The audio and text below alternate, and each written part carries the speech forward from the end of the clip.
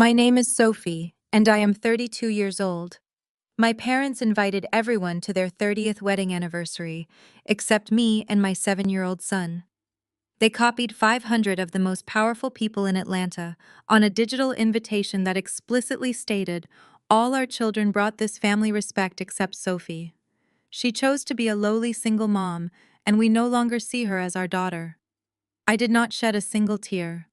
In fact, the next time my toxic family saw me, their faces went completely pale because they realized I secretly owned the very venue where they were hosting their lavish celebration. Before I continue this story, let me know where you are watching from in the comments below. Hit like and subscribe if you have ever had to stand up to a family who vastly underestimated your worth. Growing up in the affluent African American society of Buckhead, Atlanta, meant projecting an image of absolute perfection to outsiders. But inside our sprawling mansion, emotional coldness permeated every single corner. Marcus and Dolores Williams were not just wealthy parents, they were obsessed with the perception of their own elite status. My father Marcus was a man who measured human worth entirely by the brand of a watch, the zip code of a home, and the usefulness of a person to his business network. He sat on corporate boards and smiled brightly for magazine covers, projecting the image of a benevolent patriarch. Behind closed doors, his words were designed to cut control and belittle anyone who did not serve his grand vision. My mother, Dolores, was his perfect counterpart. She ruled her social circles with an iron fist wrapped in a velvet glove. She hosted extravagant charity galas, raising funds for underprivileged children, while simultaneously treating her own household staff with absolute disdain. To them, children were not human beings to be nurtured or loved unconditionally. We were investments. We were accessories meant to reflect their glory. My older sister, Chloe, had played their twisted game perfectly. She married a wealthy white venture capitalist named Brad, securing her place permanently as the golden child of the family. I had always been the quiet one, the observer, the one who saw straight through the hollow performative nature of their lives. When I became pregnant with my son Leo at 25, the mask of their parental love slipped entirely. I remember standing in their marble foyer, the massive crystal chandelier casting harsh, unforgiving shadows across my mother's face. She had handed me a blank check and a business card for a discreet clinic out of state. When I refused to take it, my father pointed to the heavy oak front door. He told me that if I walked out of his house carrying a fatherless child, I would be dead to them. He said a single mother would only bring shame and ruin to the pristine Williams name. I walked out without looking back, carrying nothing but a single suitcase, and I never asked them for a dime. I let them believe their harsh prediction had come true. I let them think I was drowning in poverty. I deliberately chose a tiny dark apartment in a working-class neighborhood. I bought a used 10-year-old car that constantly rattled.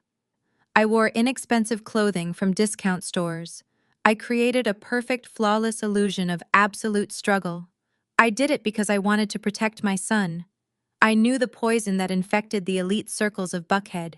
I knew the crushing, suffocating pressure of growing up under the microscope of Marcus and Dolores, where your value was determined strictly by your designer labels and your bank account. I wanted Leo to grow up knowing the value of kindness, hard work, and humility. I wanted him to be completely insulated from their superficial, toxic world. The glow of my smartphone cast a harsh blue light across my face. It was past midnight on a Tuesday. The apartment was entirely silent, except for the rhythmic hum of the refrigerator in the small kitchen and the soft, steady breathing of Leo sleeping in the next room. I had been reviewing standard financial reports when the notification chimed. The email subject line was written in all capital letters demanding immediate attention. It read, "Marcus and Dolores Williams request the honor of your presence to celebrate 30 years of marital excellence." I tapped the screen to open the attachment. An elaborate digital envelope appeared, slowly unsealing itself to reveal an invitation designed to scream wealth and status. The background was a deep, rich navy blue, bordered by intricate gold leaf patterns that sparkled even through the digital display. The font was in ornate, sweeping calligraphy. I scrolled past the lavish details of the upcoming event. It was a black tie gala at the Grand Magnolia, the most exclusive and ridiculously expensive venue in the entire state of Georgia.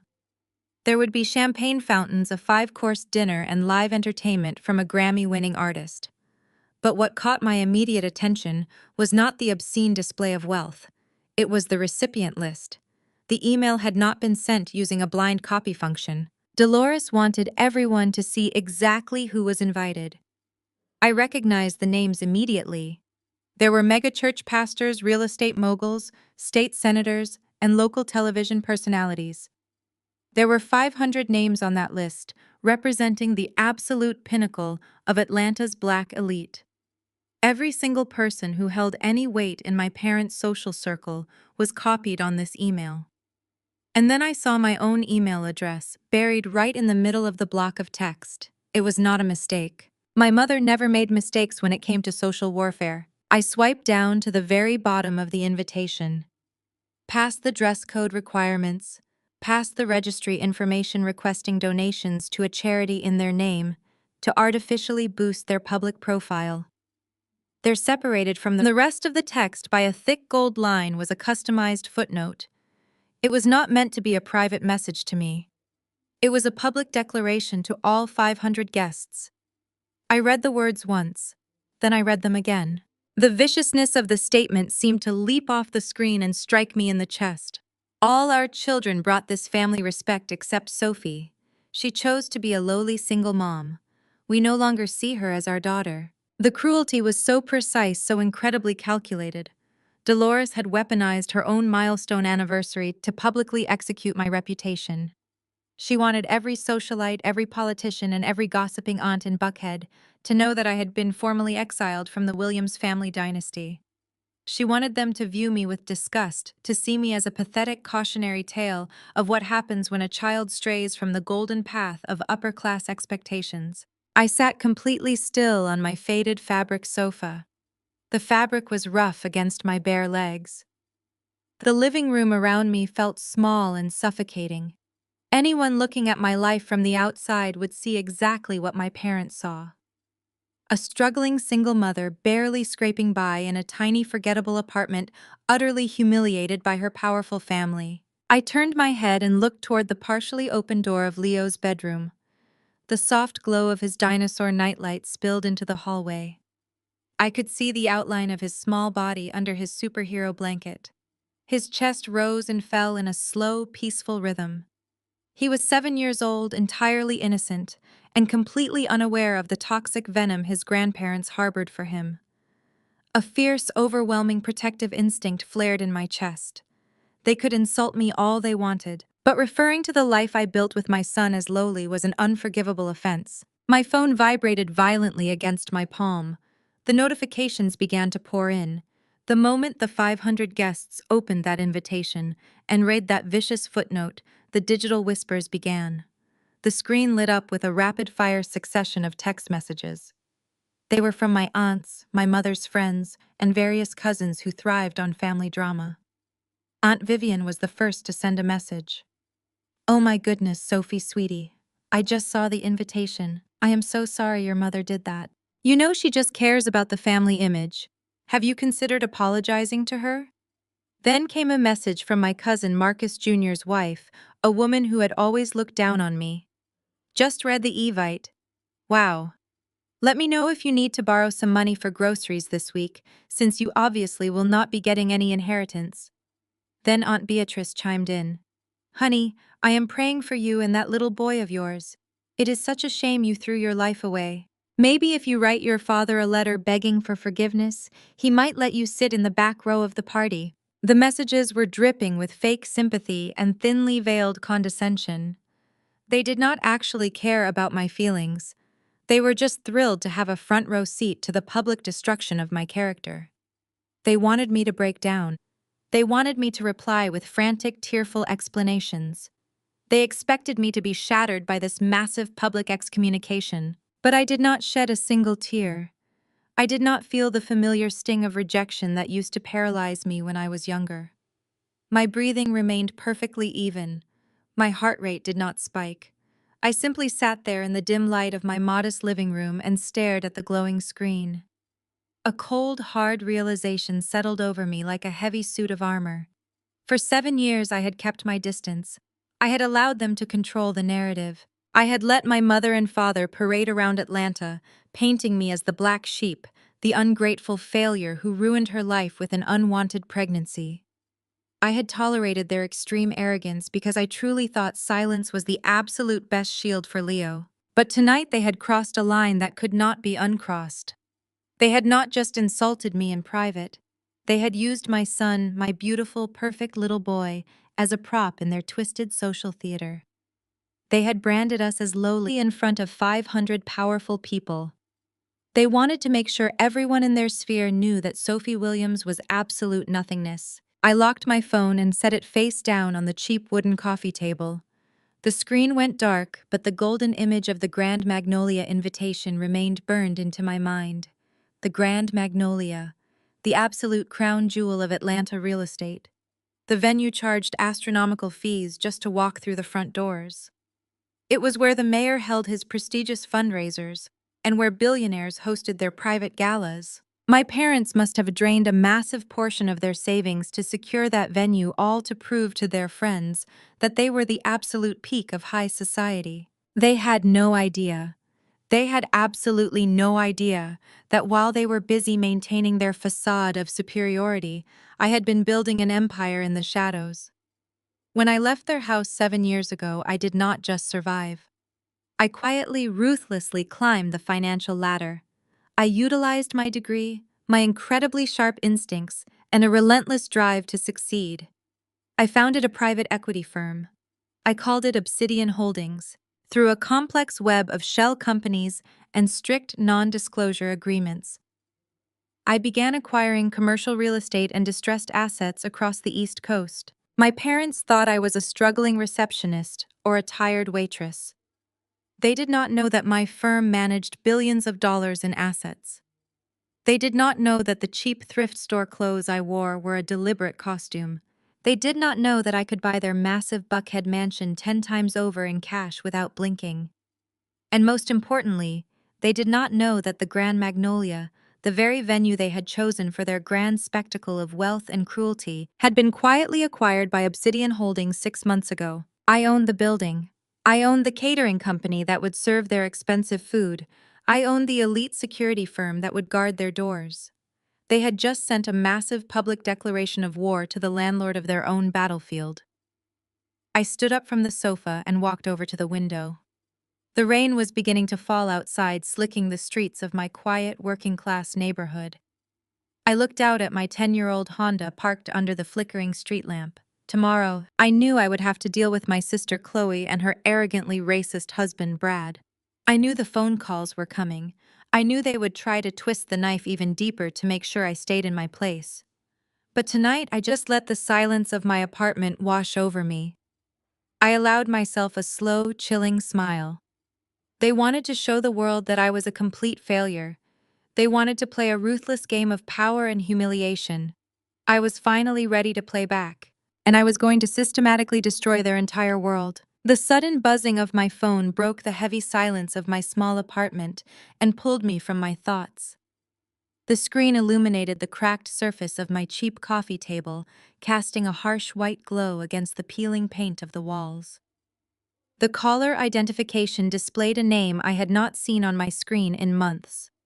It was Chloe, my older sister, the undisputed golden child of the Williams family dynasty. I sat perfectly still on my faded sofa, watching the phone vibrate and inch its way across the wood. I knew exactly why she was calling. She wanted to make sure the knife our mother had just thrown was twisted deep into my chest. She wanted to hear me cry. She wanted to hear my voice crack with the devastation of being publicly disowned. I took a slow, deep breath, regulating my heart rate until it was completely calm. Then I reached out and slid my finger across the glass screen to accept the call. I brought the phone to my ear, but I did not say a single word. I did not offer a greeting. I simply waited in the dark. "Sophie, are you there?" Chloe did not bother saying hello. Her voice was sharp and laced with an incredible amount of venom. In the background, I could hear the faint clinking of crystal glasses and the smooth sounds of a jazz piano. She was likely at one of her high society dinners in Buckhead, surrounded by people who thought she was the epitome of grace and success. I heard you breathing, Sophie, so I know you are listening to me. Mom copied you on that anniversary email by mistake. Her assistant put the wrong distribution list into the software. But honestly, since you read it, you might as well hear the truth directly from me. It is time you finally understand your place in this world. I remained entirely silent. The quiet seemed to infuriate her even more because her voice grew louder and more frantic. Mom and Dad are going to be on the cover of Atlanta Elite magazine next week, she snapped. Do you have any idea how important that is? This 30-year anniversary party is the social event of the decade. The mayor is coming. Investors from all over the East Coast are flying in. They have spent their entire lives building a flawless reputation, and they are not going to let you ruin their magazine cover with your pathetic existence. Chloe paused, taking a breath as if her own cruelty was exhausting her. You have always been an embarrassment to us. She continued, her tone dripping with absolute disgust. You disappeared for 7 years and chose to live like a beggar. You had a child out of wedlock. You made a mockery of the Williams name. Mom and Dad have spent years doing damage control trying to explain away the stain you left on this family. So listen to me very carefully. Do not even think about showing up to the Grand Magnolia on Saturday. Do not come begging for forgiveness. Do not stand outside crying. Just stay in whatever miserable hole you live in and leave us alone. I still did not speak. My silence was a fortress that her insults could not penetrate. I could hear her letting out a frustrated huff of air. Then there was a sudden shuffling sound on the line, as if the phone was being forcefully yanked from her hand. A new voice came through the speaker. It was loud, arrogant, and dripping with the kind of unearned confidence that only belonged to Brad. Brad was my sister's white husband. He was a venture capitalist who walked around Atlanta treating my family like they owed him their lives, simply because he brought his supposedly superior status into their bloodline. He viewed himself as the ultimate savior of the Williams family, and he viewed me as absolute trash. Listen to me, Sophie. Brad spoke with heavy condescension, dragging out my name as if I were a disobedient child. Your sister is too polite to say what really needs to be said, so I am going to make it crystal clear for you. Your family is completely tired of carrying your dead weight. You have been a financial and emotional burden on them for your entire life, and quite frankly, I am sick of watching them stress over your failures. I rested my head against the back of the sofa, staring up at the water stains on my ceiling. I had not asked my parents for a single penny in 7 years. I had not asked them for emotional support. I had completely vanished from their lives to protect my son. Yet here was Brad inflating his own ego by pretending I was some sort of parasite draining their resources. I am the one holding this family together, Brad boasted, his voice echoing through the phone. I just personally sponsored $50,000 for this anniversary party at the Grand Magnolia. I paid for the luxury catering. I paid for the imported floral arrangements. I am making sure your parents get the absolute best because they deserve to be celebrated by people of actual substance. People who bring value to the table. You bring nothing but shame. He let out a dark, mocking laugh. I know you probably thought you could show up and play the victim. I know you probably thought you could parade that little boy around and guilt your parents into writing you a check. But it is not going to happen. I hired a private security detail for the night. They have your photograph and they have strict instructions. So do everyone a favor and keep your fatherless kid away from my red carpet. If you even try to step foot near the Grand Magnolia, my guys will drag you away in front of all those reporters. Are we clear? The mention of my son sent a cold, lethal wave of anger through my veins.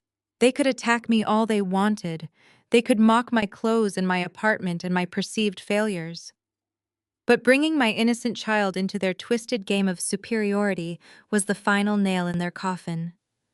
Are we clear? Sophie, Brad demanded again, raising his voice. I slowly lowered the phone from my ear and pressed the end call button. I did not give him the satisfaction of hearing my voice. I did not defend myself or scream or cry. Giving them an emotional reaction would only feed their delusions of power. Instead, I placed the phone face down on the table and stood up. The air in my apartment felt different now. The heavy weight of their rejection was completely gone, replaced by a razor-sharp focus. I walked softly down the narrow hallway toward the second bedroom. I turned the doorknob carefully so it would not click, and pushed the door open. The room was bathed in the soft blue light of a small star-shaped lamp on the nightstand. My son Leo was sleeping soundly. His small chest rose and fell in a peaceful, steady rhythm. One of his arms was thrown over his favorite stuffed bear, and his dark curls were pressed against the white pillowcase. I walked over to the side of his bed and looked down at him. My heart swelled with an overwhelming amount of love. Brad had called him a fatherless kid who would ruin his red carpet. My family saw him as a mistake.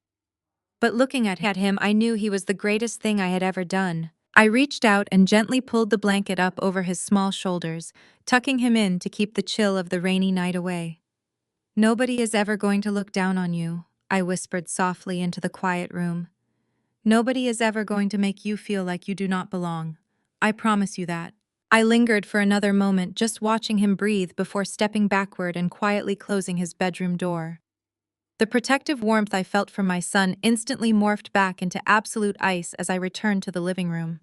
It was time to work. I walked past the worn-out sofa and sat down at the small wooden dining table pushed against the far wall. I opened my nondescript black laptop. It looked like a cheap generic computer you would find at a discount store. That was entirely by design. But the hardware inside was custom-built and heavily encrypted. The screen flickered to life, displaying a stark black background. I typed in a complex sequence of passwords and security keys, authenticating my identity through multiple layers of verification. The screen transitioned from black to a deep, sleek gray. A minimalist logo appeared in the center of the screen, a highly stylized geometric gemstone. Beneath it, the words Obsidian Holdings materialized in crisp silver letters. I was now logged into the master administrative portal of the private equity firm I had built from the ground up over the last 7 years. The portal granted me absolute access to billions of dollars in commercial real estate assets, distressed company acquisitions, and high-yield investment portfolios stretching across the entire eastern seaboard. I bypassed the general revenue dashboards and navigated directly to the commercial property management database. I typed the Grand Magnolia into the search bar. The system instantly pulled up the complete financial profile of the venue. I clicked on the current event ledgers and scrolled down to the upcoming weekend. There it was, the Williams family 30th anniversary gala. I opened the billing details for the event. The total cost for the venue rental, the luxury catering, the security, and the premium staff was staggering. But as I looked at the payment history, a cold smirk crossed my face. The ledger showed that my parents had only paid a 10% holding deposit. There was a note attached to the file from the venue's general manager, stating that Marcus Williams had requested a strict deferment on the remaining balance, asking to pay the rest of the massive bill 30 days after the event concluded. They were throwing a party they could not even afford, relying entirely on their social reputation to delay their debts. I switched tabs on the portal and opened the private lending and distressed asset database. My fingers flew across the keyboard as I typed in the name of Brad's venture capital firm. The search results populated instantly, throwing a wealth of confidential financial documents onto my screen. Brad walked around Atlanta, pretending he was an untouchable titan of industry, holding his wealth over my family like a weapon. But the numbers on my screen told a completely different story. His venture capital firm was currently hemorrhaging money. His last 3 major investments had filed for bankruptcy. The firm's credit rating was entirely destroyed, and traditional banks had cut off his funding months ago. I opened a subfolder labeled Urgent Capital Requests. Inside, I found a series of desperate loan applications submitted by Brad's firm, begging for an emergency cash injection to avoid total corporate collapse. He had applied to a shadow lending subsidiary, which was quietly wholly owned by Obsidian Holdings. He had no idea that the anonymous corporate entity he was begging for money was actually controlled by the woman he had just verbally abused on the phone. I clicked deeper into the loan application. To secure the bailout funds, Brad had put up his personal assets as collateral. He had secretly signed over the deed to the massive luxury mansion he shared with my sister Chloe. He had signed over his luxury cars and his personal investment accounts. He was completely leveraged to the breaking point.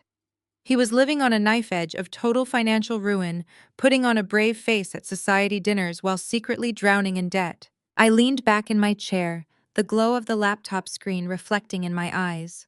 The silence of the apartment felt different now. It felt like the deep quiet right before a massive storm. Brad had bragged about giving my parents $50,000 for their party, acting like he was handing out pocket change. He used that money to buy their respect and to buy the right to insult me and my son. I looked at the glaring red numbers on the screen, showing his desperately overdue payments and his pending loan applications. The sheer arrogance of his phone call echoed in my mind.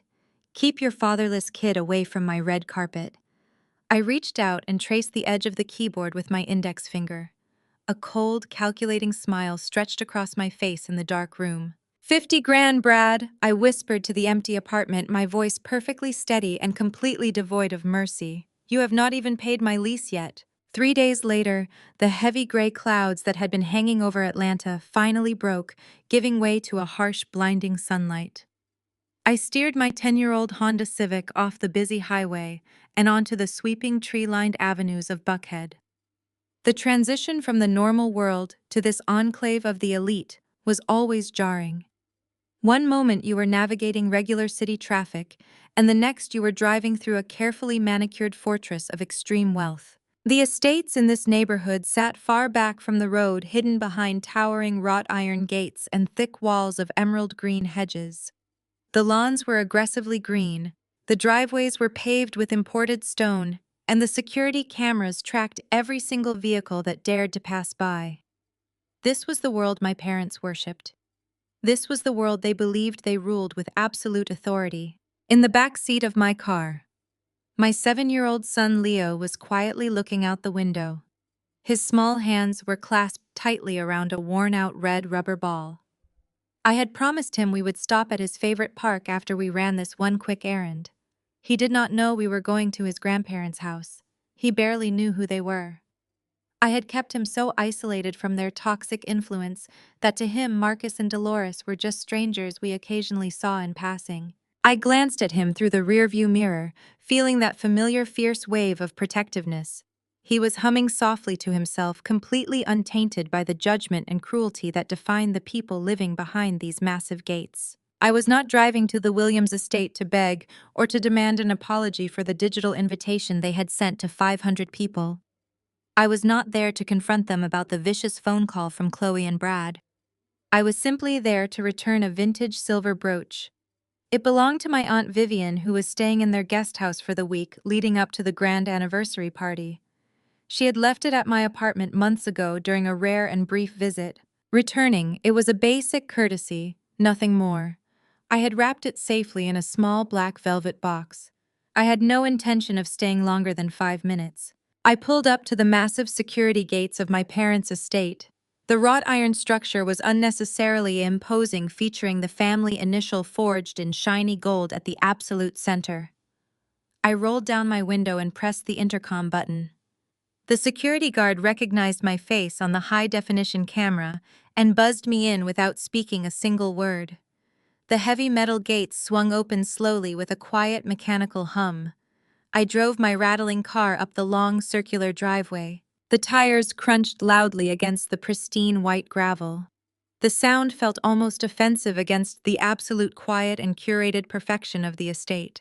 The house itself was a towering structure of white brick and imported stone, designed to look like a modern southern plantation. Tall, perfectly spaced columns held up the massive front portico. A huge marble fountain bubbled in the center of the circular driveway, sending droplets of water sparkling into the bright sunlight. Parked near the front steps were my father's flawless black Mercedes and my mother's pristine white Range Rover. The cars were washed and detailed to absolute perfection, acting as shiny metal trophies of their supposed wealth. I parked my fading Civic a good distance away from their luxury vehicles, cutting the engine. It gave a final pathetic shudder before dying completely. I grabbed the small velvet box from the passenger seat. I turned to Leo and told him to stay in the car for just a moment. He nodded, his eyes wide as he took in the massive columns of the house. I stepped out onto the gravel and closed the car door gently, trying not to make too much noise. The humid Atlanta air immediately settled over my skin. I was wearing a simple pair of faded jeans and a plain gray sweater. It was my standard uniform of invisibility. It was exactly the kind of modest, inexpensive outfit they expected their failed daughter to wear. It was the perfect disguise for a billionaire who was quietly pulling the strings of their entire financial reality. I had not even reached the bottom of the grand marble staircase when the massive mahogany front doors swung open. They had clearly been watching the security monitors from inside the house. Marcus and Dolores stepped out onto the sweeping portico. They looked like they had just stepped out of a high-end luxury lifestyle magazine. My father was wearing a tailored navy suit with a crisp white shirt that looked entirely too formal for a random Tuesday afternoon. My mother wore a flowing silk dress in a deep shade of emerald green that perfectly complemented her expensive diamond jewelry. They stood at the very top of the stairs looking down at me, as if I were some sort of diseased insect that had just crawled out of the gravel to ruin their perfect day. Dolores crossed her arms tightly over her chest, her manicured fingers tapping impatiently against her silk sleeves. Her face was contorted into a mask of absolute unadulterated disgust. She did not bother offering a greeting. She did not ask how I was doing or how her grandson was. Her eyes scanned my modest clothing and my old car, before finally locking fiercely onto my face. "Who let you pass the gate?" she demanded, her voice sharp and echoing across the quiet courtyard. She did not wait for me to answer. Her tone was dripping with pure poison intended to cut me down immediately. "I told the guards specifically not to allow any unapproved visitors this week. Next week, your father and I are going to be featured on the cover of Atlanta Elite magazine. The photographer is coming to the estate in 2 days to shoot the primary spread. We have spent our entire lives cultivating a flawless image of success and excellence for this family. Your illegitimate pregnancy at 25 is the only stain on my legacy. I will not have you showing up here looking like a vagrant and ruining the aesthetic of my home. Get out." I stood at the bottom of the steps, looking up at the woman who had given birth to me. Her face was tight with anger and a strange underlying panic.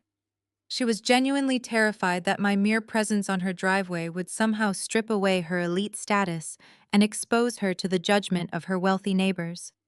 I did not feel the crushing weight of rejection that used to suffocate me when I was younger. I did not feel the desperate urge to cry or to explain myself or to beg for her approval. Instead, I felt a profound sense of clinical observation. I looked at the heavy diamond necklace resting against her collarbone. I knew exactly how much high-interest debt was attached to that specific necklace. I looked at my father standing silently beside her, his posture rigid and arrogant. I knew exactly how many of his corporate investments were currently failing and how close he was to total financial collapse. They were standing on a fragile house of cards, pretending it was a fortress of solid stone. I maintained complete silence. I simply stood there and absorbed the absolute absurdity of their arrogance. My silence seemed to unnerve my father. Marcus stepped slightly forward, placing a protective hand on my mother's elbow.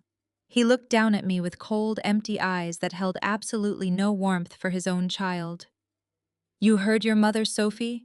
he said, his voice a low, menacing rumble. "You were explicitly told in the invitation that you are no longer welcome in our social circles. Your sister Chloe already warned you not to show your face here. We are hosting the most important event of our lives this weekend at the Grand Magnolia. We are dealing with high-level vendors and elite guests. We do not have the time or the patience to deal with your pathetic attempts to beg for forgiveness or money." The mention of the Grand Magnolia almost made me smile. The restraint it took to keep my face completely blank was immense. My father was standing there puffing out his chest and using a venue that I secretly owned as a weapon to intimidate me. He was bragging about an event that was currently sitting on my desk as an unpaid, heavily deferred invoice. The irony was so thick it was almost suffocating. I looked down at the small velvet box in my hand. I had driven all the way out here just to do a simple favor for an aunt, but my parents could not even comprehend a world where I was not desperate for their attention or their wealth. They were entirely trapped in their own narcissistic reality. I slowly raised my head and met my mother's furious gaze. "I am not here to ruin your magazine cover, Dolores," I said, my voice perfectly flat and completely devoid of any emotional inflection. I did not even call her mom. The title felt completely inappropriate for the hostile woman standing above me. "I am simply here to drop off Aunt Vivian's vintage silver brooch. She left it at my apartment. You can hand it to her when she returns from whatever expensive lunch she is currently attending." I took one single step up the marble staircase and held out the small velvet box. My mother recoiled violently, as if I were holding a venomous snake. She refused to extend her hand to take it. "I am not touching anything that has been in your filthy apartment," she sneered, her upper lip curling in disgust. "Just leave it on the stone pillar and get off my property before I call the police for trespassing. I will not have the neighbors see a vehicle that looks like it belongs in a junkyard parked in my driveway." I looked at her for a long, silent moment. Her priorities were so incredibly broken. Her daughter was standing in front of her offering a simple kindness, and her only concern was what the neighbors might think of my car. I slowly lowered my arm and placed the velvet box on the wide, flat surface of the marble balustrade. The soft, black fabric of the box looked entirely out of place against the cold, hard stone. Much like I did in this family, I took a step back down, returning to the gravel driveway. I did not break eye contact with them. The amount of willpower it took not to crush their reality right then and there was monumental. I could have easily pulled out my phone and accessed the Obsidian Holdings portal. I could have shown my father the exact financial documents detailing his massive unpayable debts. I could have told my mother that the Grand Magnolia would cancel their party in an instant if I simply sent a one-line email to my general manager. But doing it now would be a massive waste of leverage. Doing it in the privacy of their driveway would allow them to hide their shame behind closed doors. They needed to fall from the highest possible peak. They needed to be exposed in front of the very audience they had sacrificed my childhood to impress. I turned my back on them entirely and began walking toward my car. I could feel their eyes burning into my back, full of unearned hatred and toxic superiority. They truly believed they had won. They truly believed they had successfully swatted away a useless nuisance and protected their fragile social standing. I reached out and placed my hand on the warm metal of my car door, feeling the vibration of the engine as it struggled to idle. The vast difference between who they thought I was and who I actually was felt like a loaded weapon resting quietly in my pocket. They thought I was retreating in defeat. They thought my silence was submission. They had no idea that my silence was actually the sound of a predator patiently waiting for the trap to snap shut. I looked back one last time at the massive white columns of the estate. It looked like a beautiful prison, a place where love was entirely conditional and respect was purchased with borrowed money. I was so glad I had escaped. I was so glad my son would never learn to measure his worth the way they measured theirs. I pulled on the driver's door handle, ready to drive away and leave them to their delusions for just a few more days.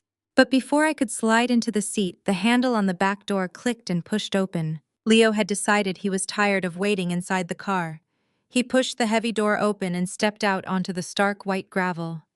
His small sneakers crunched against the stones, breaking the suffocating silence of the massive courtyard. He was holding his favorite red rubber ball, a cheap toy we had bought at the local discount store down the street from our apartment. He loved that ball because it was brightly colored and bounced higher than any other toy he owned. The dense humidity of the Atlanta afternoon must have made his small hands slippery, or perhaps the sheer imposing scale of his grandparents' towering mansion intimidated him. As he took a tentative step away from the safety of my fading Honda Civic, the red rubber ball slipped from his fingers. It hit the gravel with a dull, hollow thud and immediately began to roll. The driveway was built on a slight incline designed to showcase the massive marble staircase leading up to the front doors. The bright red ball rolled slowly and steadily across the pristine white stones, drawing a vivid line of color across their sterile, curated landscape. It rolled directly toward the bottom of the staircase, where my parents stood like stone statues. It came to a halt, gently bumping against the polished tip of my father's expensive Italian leather Oxford shoes. Leo took a hesitant step forward, his large brown eyes looking up at the towering figure of his grandfather. He was just a child. Any normal human being, any normal grandfather would have smiled, bent down and tossed the toy back to the little boy. It was the most basic human instinct. But Marcus Williams was not a normal man. His face contorted with a level of absolute revulsion that made my blood run cold. He looked down at the cheap red ball touching his expensive shoe as if it were a toxic hazard that had just contaminated his perfect existence. My father did not bend down. He drew his foot back and kicked the small red toy with a vicious, unnecessary amount of force. The ball flew through the humid air and crashed deep into the thorny branches of the manicured rose bushes bordering the portico. Leo froze his lower lip, trembling as he watched his favorite toy disappear into the dark green foliage. He did not cry, but the confusion and hurt on his small, innocent face sent a lethal surge of adrenaline flooding straight through my veins. "This boy is the embodiment of your failure," my father spat out, his voice echoing sharply off the massive marble columns. He looked down at my 7-year-old son with eyes entirely devoid of love or basic humanity. "Brad is completely right about you both. Fatherless kids like him just end up taking up space in the prison system." The cruelty of his statement was breathtaking. He was looking at a 7-year-old boy, an innocent child, with my eyes and my smile, and casually predicting a life in a prison cell simply because my son lacked a wealthy father. The profound historical and racial weight of a black grandfather saying something so vile about his own black grandson just to validate his own internalized classism was entirely unforgivable. My mother Dolores stood right beside him, her face a rigid mask of silent agreement. She did not flinch. She did not correct her husband. She simply adjusted her expensive diamond necklace and looked away, as if the mere sight of her own grandson deeply offended her delicate high society sensibilities. I moved immediately, acting on pure protective instinct. I dropped to my knees right there on the sharp white gravel, ignoring the way the stones dug into my skin. I pulled Leo tightly into my arms, pressing his face into my shoulder to shield him from their toxic, hateful gaze. I covered his ears and whispered softly, telling him he was safe, and that the ball did not matter, and that I would buy him 100 new ones. My heart was pounding relentlessly against my ribs, but not with sorrow. The pain of parental rejection had burned away years ago. What replaced it was a rage so cold and absolute. It felt like liquid ice circulating through my body. They had insulted me for years, and I had absorbed every blow with a blank face to keep the peace. But aiming their classist poison at my innocent son crossed a boundary that could never be uncrossed. Before I could stand up and escort Leo back into the protective shell of our car, the heavy wrought iron security gates at the end of the driveway began to hum and swing open once again. The aggressive roaring sound of a high-performance engine shattered the quiet afternoon air. A sleek silver Porsche Macan swept up the long circular driveway, its wide tires gripping the gravel with aggressive precision. The luxury vehicle pulled up directly behind my rusted Honda, deliberately blocking my car in place so I could not leave. The tinted windows rolled down smoothly to reveal my sister Chloe, sitting in the passenger seat wearing oversized designer sunglasses and a smug, self-satisfied expression. At the wheel, with one hand draped casually over the leather steering wheel, was her husband, Brad. Brad threw the sports car into park and stepped out onto the driveway, adjusting the cuffs of his impeccably tailored gray suit. He looked around the sprawling courtyard with the arrogant entitlement of a man who believed he owned absolutely everything his eyes touched. He was a white venture capitalist who viewed my black family not as equals, but as useful accessories to his own grand narrative of success. He viewed himself as the ultimate savior of the Williams family, and he viewed me as the embarrassing trash they all had to hide. His pale blue eyes scanned the driveway and landed on me, still kneeling on the gravel holding my son. A sneer of pure superiority twisted his features. He walked around the front of the Porsche, completely ignoring my presence, and greeted my parents with a loud, booming voice that demanded immediate attention. "Marcus Dolores, looking spectacular as always," Brad announced, projecting an aura of extreme wealth and unearned power. My parents visibly relaxed at the sound of his voice. their hostile posture transforming instantly into fawning submission. Then Brad slowly turned his attention back to me, looking me up and down with heavy, suffocating condescension. Chloe stepped out of the car next, her high heels clicking sharply against the stones. She sighed loudly, running a hand through her expensive blowout, as if my mere existence was a massive inconvenience to her day. "I cannot believe you actually showed up here, Sophie," Chloe said, shaking her head in mock pity. "Mom sent that email to 500 people. We told you to stay away. You are practically begging to be humiliated in front of the neighbors." Brad chuckled, a dry, humorless sound that grated against my ears. He reached into the inner breast pocket of his custom suit jacket and pulled out a thick white envelope. He held it up between his index and middle finger, waving it slightly in the humid air so the sunlight caught the edges. "Listen carefully," Sophie, Brad said, his voice dripping with the kind of condescending charity you would offer to a stray animal. "Your family is completely exhausted by your constant need for attention and your endless financial failures. We all know exactly why you drove that piece of junk car all the way out here to Buckhead. You wanted to panhandle for some cash before the big anniversary weekend. You wanted to use that kid to guilt your parents into writing you a check. So I am going to do you a massive favor and save everyone the headache of dealing with your tears." He stepped forward, his expensive leather shoes crunching loudly on the gravel, closing the distance between us. I remained kneeling, my arms wrapped protectively around Leo, staring up at him with an entirely blank expression. Brad did not hand the envelope to me. He did not offer it with any shred of human dignity. Instead, he looked me dead in the eye, flicked his wrist, and deliberately threw the envelope onto the dirt and gravel right at my feet. It landed with a soft, pathetic slap against the sharp white stones.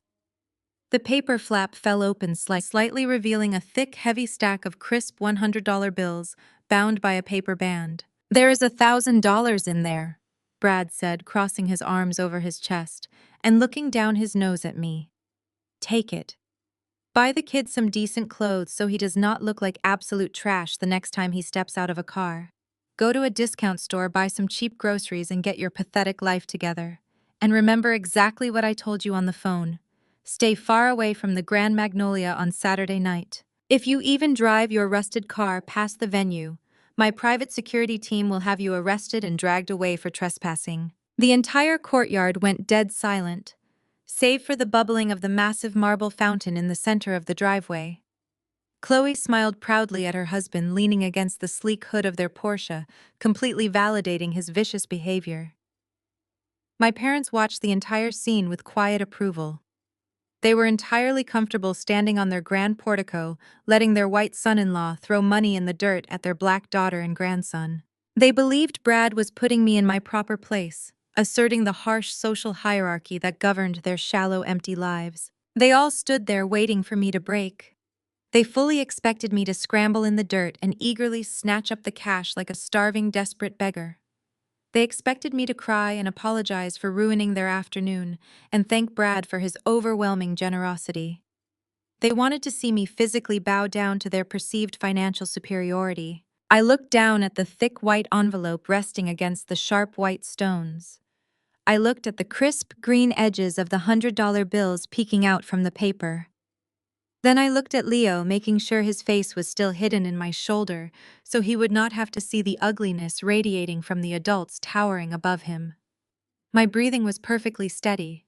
My mind was executing strategic calculations at 1,000,000 miles an hour. Brad had just thrown $1,000 in the dirt to humiliate me completely, unaware that the woman he was insulting could buy and sell his failing venture capital firm before he even finished his morning coffee. He had just threatened to ban me from the Grand Magnolia, a venue that I had quietly purchased in cash 6 months ago. The sheer monumental arrogance of his actions was almost poetic. They had handed me the absolute perfect weapon to destroy them, and they had wrapped it in a bow of their own staggering ignorance. I did not scramble in the dirt. I did not reach out with trembling hands to gather the crumpled $100 bills scattered across the sharp white stones. The silence in the courtyard was absolute, broken only by the aggressive hum of Brad's idling Porsche and the rhythmic splashing of the massive marble fountain behind him. Everyone was watching me. My mother Dolores stood with her chin tilted upward, waiting for my inevitable submission. My father Marcus crossed his arms over his chest, his face a mask of vindicated superiority. Chloe leaned against the expensive silver hood of the sports car, a twisted smile playing on her lips. They were all waiting for the broken single mother to crawl in the dirt for their table scraps. Instead, I slowly released my tight protective grip on my son. I kept my body positioned between Leo and the toxic adults towering above us, shielding his innocent eyes from the ugly reality of his own bloodline. I stood up very slowly. The fabric of my cheap faded jeans brushed against the gravel as I rose to my full height. I did not dust off my knees. I did not brush the dirt from my hands. I simply stood there, letting the humid Atlanta air settle around us. The profound stillness of my posture seemed to confuse them. Brad's arrogant sneer faltered for a fraction of a second. He was used to people cowering before his wealth. He was used to people crying or shouting or begging when he threw money at them. He had no script for a woman who simply looked at him with the cold, detached observation of an apex predator. I took one measured step forward, the gravel crunching softly beneath my worn-out sneakers. I looked down at the thick white envelope resting in the dust. The paper band holding the cash together had slipped slightly, revealing the crisp green edges of the bills. $1,000. To a struggling single mother, it would be a fortune. To the woman standing in front of them, it was a rounding error on a daily interest yield. I bent at the waist, keeping my spine perfectly straight, and picked up the envelope. The paper was slightly damp from the morning dew that still clung to the lower rocks of the driveway. I held the envelope between my thumb and index finger, treating it not like a lifeline, but like a piece of contaminated trash. I slowly, casually brushed a speck of dirt from the crisp white paper. Then I began to walk toward Brad. I did not rush. My footsteps were slow, deliberate, and completely devoid of fear. The physical distance between us was perhaps 10 feet. But with every step I took, the atmosphere in the courtyard shifted. The triumphant energy radiating from my family began to sour into a strange, unnameable tension. Chloe uncrossed her arms and stood up straight, her eyes narrowing behind her oversized designer sunglasses. My mother shifted her weight uncomfortably on the marble stairs. My father dropped his arms to his sides. They were expecting me to walk over to my rusted Honda Civic and drive away in shame. They were not expecting me to close the distance between myself and the man who had just publicly humiliated me. I stopped when I was less than 2 feet away from Brad. He was taller than me, physically imposing in his custom-tailored gray suit. But up close, the illusion of his absolute power began to fracture. I could see the faint sheen of nervous sweat on his forehead, despite the cool breeze blowing through the massive estate. I could see the subtle, frantic twitch of a muscle near his jawline. He was a man drowning in secret debts, desperately pretending he was standing on solid ground. He puffed out his chest, trying to reclaim his dominance, trying to look down his nose at the lowly sister-in-law in her thrift store clothes. I did not speak. I simply raised my hand holding the thick stack of cash. Brad flinched slightly, almost imperceptibly, thinking I might throw it back in his face or strike him. Instead, I reached forward smoothly, invading his personal space with a calm, terrifying precision. I slid my fingers into the open breast pocket of his expensive suit jacket. His breath caught in his throat. The sheer audacity of my movement paralyzed him. Nobody touched Bradley without permission. Nobody breached his protective bubble of extreme wealth. I slid the dusty envelope deep into the silk-lined pocket, pressing it firmly against his chest. I patted the lapel of his jacket twice, a gesture so deeply patronizing it made his pale eyes widen in pure shock. I stepped closer, completely eliminating the space between us, until I could smell the expensive imported cologne, attempting to mask the scent of his underlying panic. I tilted my head slightly, keeping my voice so low that only he could hear the words. My tone was not angry. It was not vindictive. It was the absolute zero temperature of a corporate executioner reading a final verdict. "Keep it, Brad," I whispered, my voice slicing through the humid air like a razor blade. "You are going to need every last penny for your emergency shareholder meeting on Monday morning." The effect of those 18 words was instantaneous and catastrophic. The color completely drained from Brad's face, leaving his skin a sickly, pasty white. His pupils dilated in sheer, unadulterated terror. A sharp, involuntary gasp escaped his lips. His emergency shareholder meeting was an absolute secret. It was a highly classified, desperate gathering of his remaining investors meant to address the catastrophic failure of his venture capital firm and the massive shadow loans he had secretly acquired. Nobody outside of his firm's executive board knew about that meeting. Not the press, not his competitors, and certainly not his wife Chloe, who was currently standing just 3 feet away, completely oblivious to the fact that her husband had mortgaged her luxury lifestyle to the breaking point. Brad stared at me, his mouth opening and closing soundlessly. His arrogant facade shattered into a million irreparable pieces right there on the pristine white gravel of my parents' driveway. He looked at the faded gray sweater I was wearing. He looked at my rusted 10-year-old car parked behind him. And then he looked back into my eyes.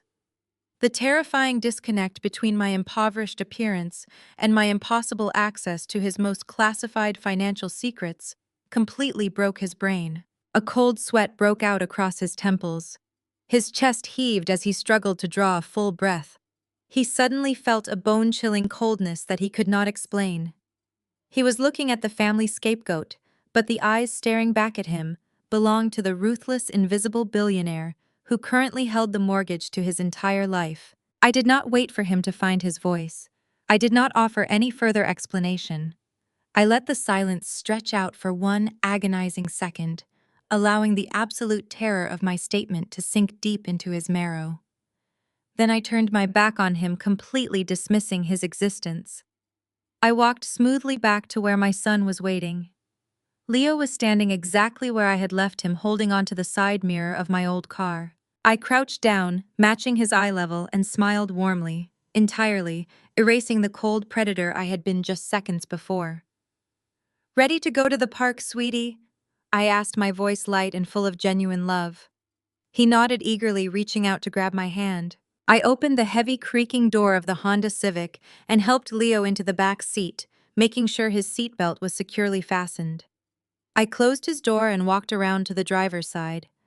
I did not look back at the grand marble staircase. I did not look at my mother, whose face was twisted in profound confusion over my lack of a breakdown. I did not look at my father, who was watching the scene unfold with a deep, unsettling frown. And I certainly did not look at Chloe, who was now touching Brad's arm, asking him what was wrong, why he looked so pale, why he was staring at my car as if it were a ghost ship. I slid into the worn driver's seat and turned the key in the ignition. The old engine sputtered, coughed, and finally roared to life, rattling the dashboard.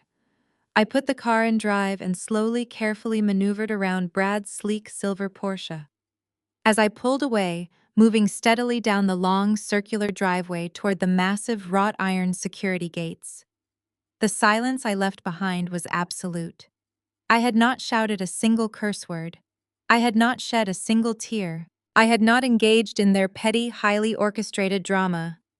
But I had planted a lethal explosive device directly in the center of their pristine, perfect world. As the security gates buzzed open and my car rolled out onto the busy streets of Buckhead, I glanced in the rearview mirror one last time. The image of Brad standing frozen in the driveway, clutching his chest where I had placed the envelope, was a beautiful piece of art. He would spend the entire weekend sweating. He would spend every moment at that lavish anniversary party, looking over his shoulder, wondering how the useless single mother knew about his impending financial doom. He would be physically present at the Grand Magnolia, drinking expensive champagne and smiling for the cameras, but his mind would be trapped in a state of absolute paranoia. They thought the battle was over because I drove away. They thought my departure was a retreat. My parents would likely spend the evening congratulating themselves on successfully eliminating the one stain on their perfect family portrait. My mother would sip her wine and tell my father how well Brad handled the situation, how he put me in my place, how I finally learned my lesson. They would continue their frantic preparations for the Grand Magnolia, convinced that their position at the very top of Atlanta's social hierarchy was untouchable. They had no idea that the ground beneath their feet was already gone. They were just waiting for gravity to take effect. The drive to the park was peaceful. The heavy humidity of the afternoon was beginning to lift slightly as the sun shifted lower in the sky, casting long golden shadows across the suburban streets. Leo sat in the back, swinging his legs, kicking lightly against the back of my seat. He was singing a song he had learned in school, entirely unaffected by the darkness we had just left behind. I listened to his sweet, innocent voice and felt an overwhelming sense of validation. The modest life, I had constructed the cheap car, the tiny apartment, the thrift store clothes, it had all served its ultimate purpose. It had created an impenetrable shield around my child, keeping him safe from the infectious vanity of the Williams family dynasty. I gripped the steering wheel, feeling the rough, worn texture of the synthetic leather. In a few hours, I would trade this faded sweater for a bespoke power suit. I would trade this rattling car for the silent private elevator that would take me to the top floor of Obsidian Holdings. I would transition from the discarded single mother back into the anonymous apex predator of the commercial real estate world. The power shift was not just financial, it was psychological. I had let them show me exactly who they were. I had given them every opportunity to show a single shred of basic human decency, and they had aggressively chosen cruelty. They had chosen to kick a child's toy into the dirt, to throw money at my feet, to leverage a venue they could not even afford as a weapon against their own blood. Brad's emergency shareholder meeting on Monday was going to be a bloodbath. His investors were going to demand answers for the missing millions. They were going to ask him why he secretly mortgaged his luxury mansion to a shadow lender. They were going to tear his arrogant facade to pieces. But before Monday came Saturday. Saturday was the night of the grand anniversary gala. Saturday was the night the entire elite society of Buckhead would gather under the crystal chandeliers of the Grand Magnolia. Saturday was the night my parents would try to cement their legacy in front of the mayor, the press, and 500 of their closest superficial friends. I pulled the car into the gravel parking lot of the local community park. Children were running across the green grass, their laughter floating through the air. I turned off the engine and unbuckled my seatbelt. Leo cheered, grabbing the door handle and bounding out into the warm afternoon sun.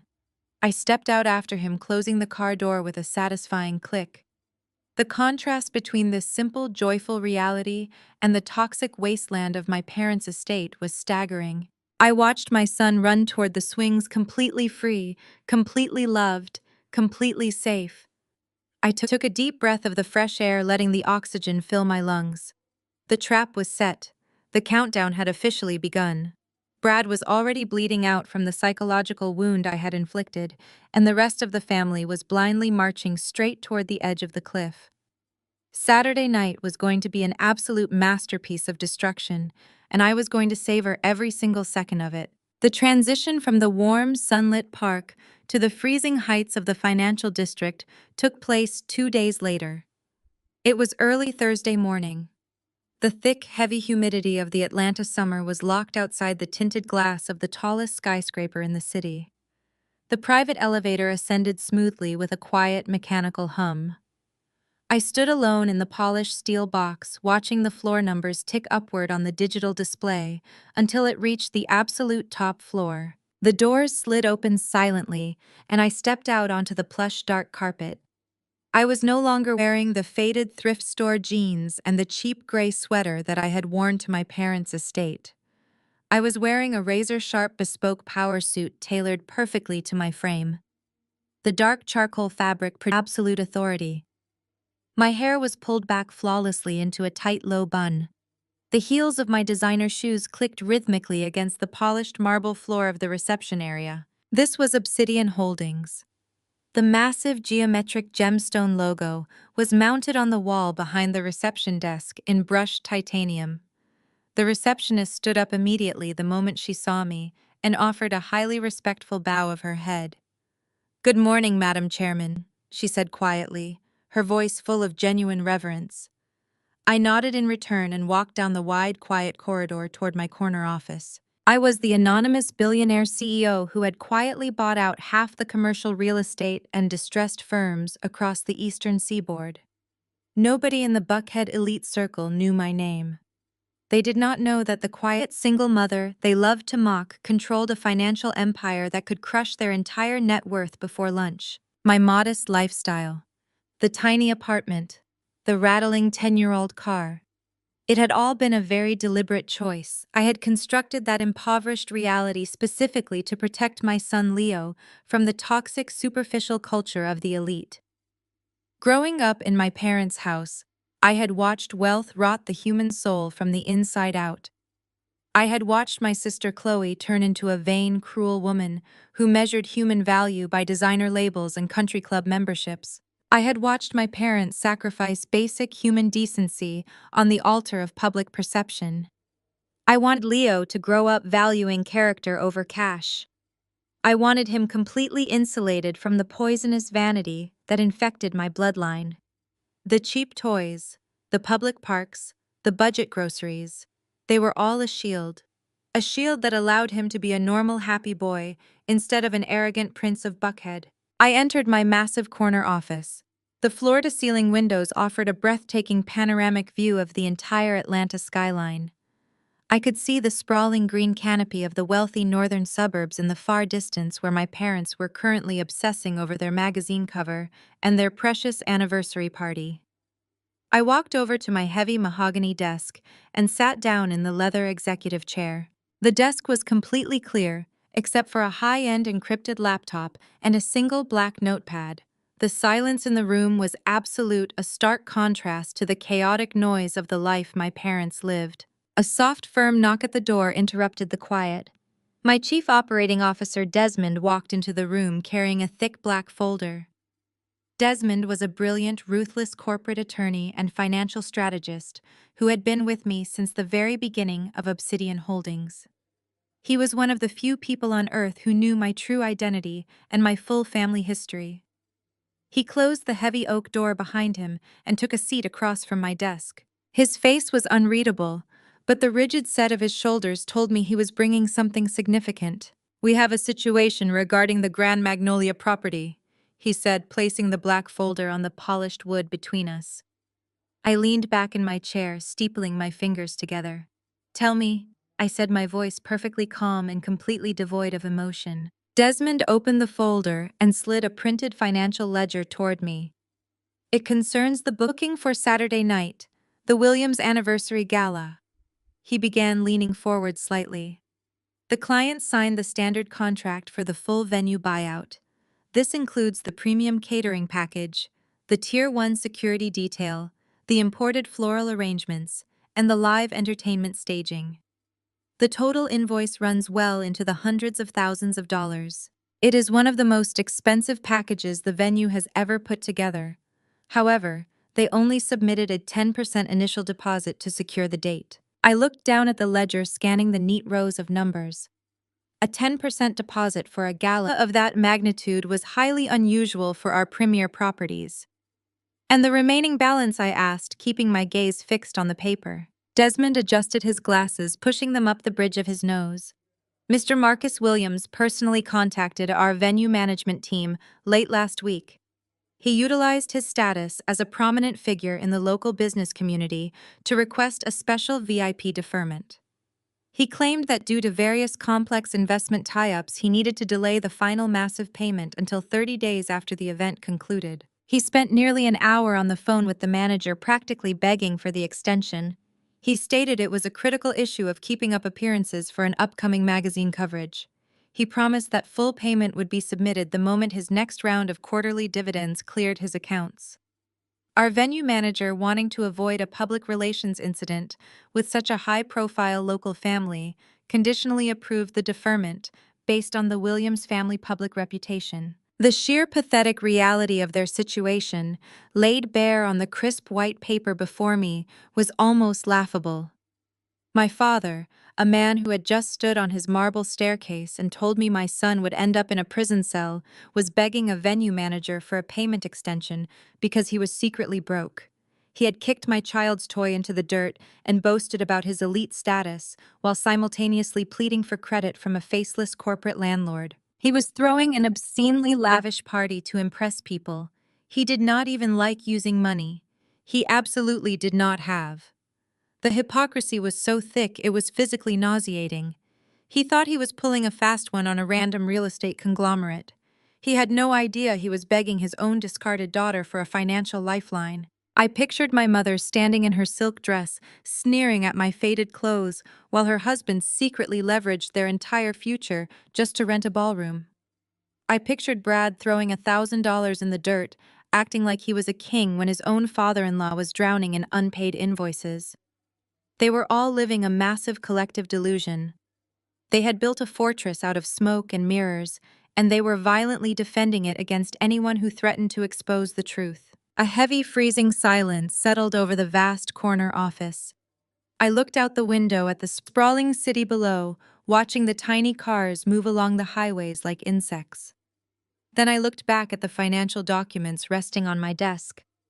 The slow burning anger I had suppressed in the driveway crystallized into something pure and lethal. It was no longer just about defending my son or seeking an apology for years of abuse. It was about executing absolute, undeniable justice. It was about tearing down the false idols they had worshipped for 30 years and forcing them to look at the ruins. I looked directly into Desmond's eyes. The temperature in the room seemed to drop 10 degrees. "Cancel all their VIP deferments," I said, my voice dropping to a dangerously quiet register. Desmond paused, his pen hovering over his notepad. "Cancel them entirely?" he asked, seeking absolute clarification on the directive. "Yes," I replied, my tone leaving zero room for debate. "But do not tell them now. Wait until Saturday night. Let them show up in their expensive tailored outfits. Let them set up the imported flowers and the towering champagne fountains. Let the cameras flash. Let all 500 of their high society guests arrive and get comfortable in their seats.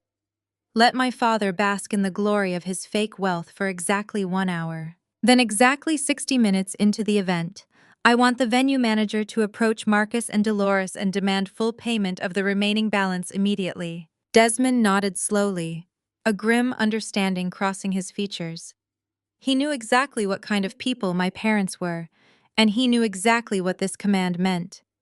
"And if they cannot pay?" he asked, knowing full well they did not have the liquid assets to cover the massive bill without the deferment. "If their cards decline, do not kick them out," I instructed, leaning forward slightly, so the absolute finality of my order was crystal clear. "Do not escort them to a back room to handle it privately. Do not allow them the dignity of a quiet exit. I want the venue manager to walk straight to the main stage. I want the music cut off completely. I want the spotlight turned on. I want him to bring the post machine right up to the microphone in front of the mayor, the press, and every single elite guest they invited. Let the entire city watch their credit cards decline on the main stage." Desmond closed the black folder with a definitive sharp snap. A rare cold smile touched the corner of his mouth. He recognized the absolute tactical brilliance of the plan. It was not just a denial of service, it was a public execution of their social standing. "It will be done exactly as you command, Madam Chairman," he said, standing up from his chair. He gathered the documents and turned to leave the office. I watched him walk to the heavy oak door. "Desmond," I called out softly before he could turn the handle. He paused and looked back over his shoulder. "Make sure the security team at the Grand Magnolia is fully briefed," I added. "Tell them the chairman will be attending the event in person." Desmond gave a slow, respectful nod. "Understood, Madam Chairman." He walked out of the office, leaving me alone with the quiet hum of the air conditioning. I swiveled my leather chair around to face the massive window, looking out over the Buckhead skyline one more time. The trap was no longer just set, it was locked and loaded. My parents had spent 30 years building an empire of lies and arrogance. They had sacrificed their own daughter to maintain a shiny, hollow facade.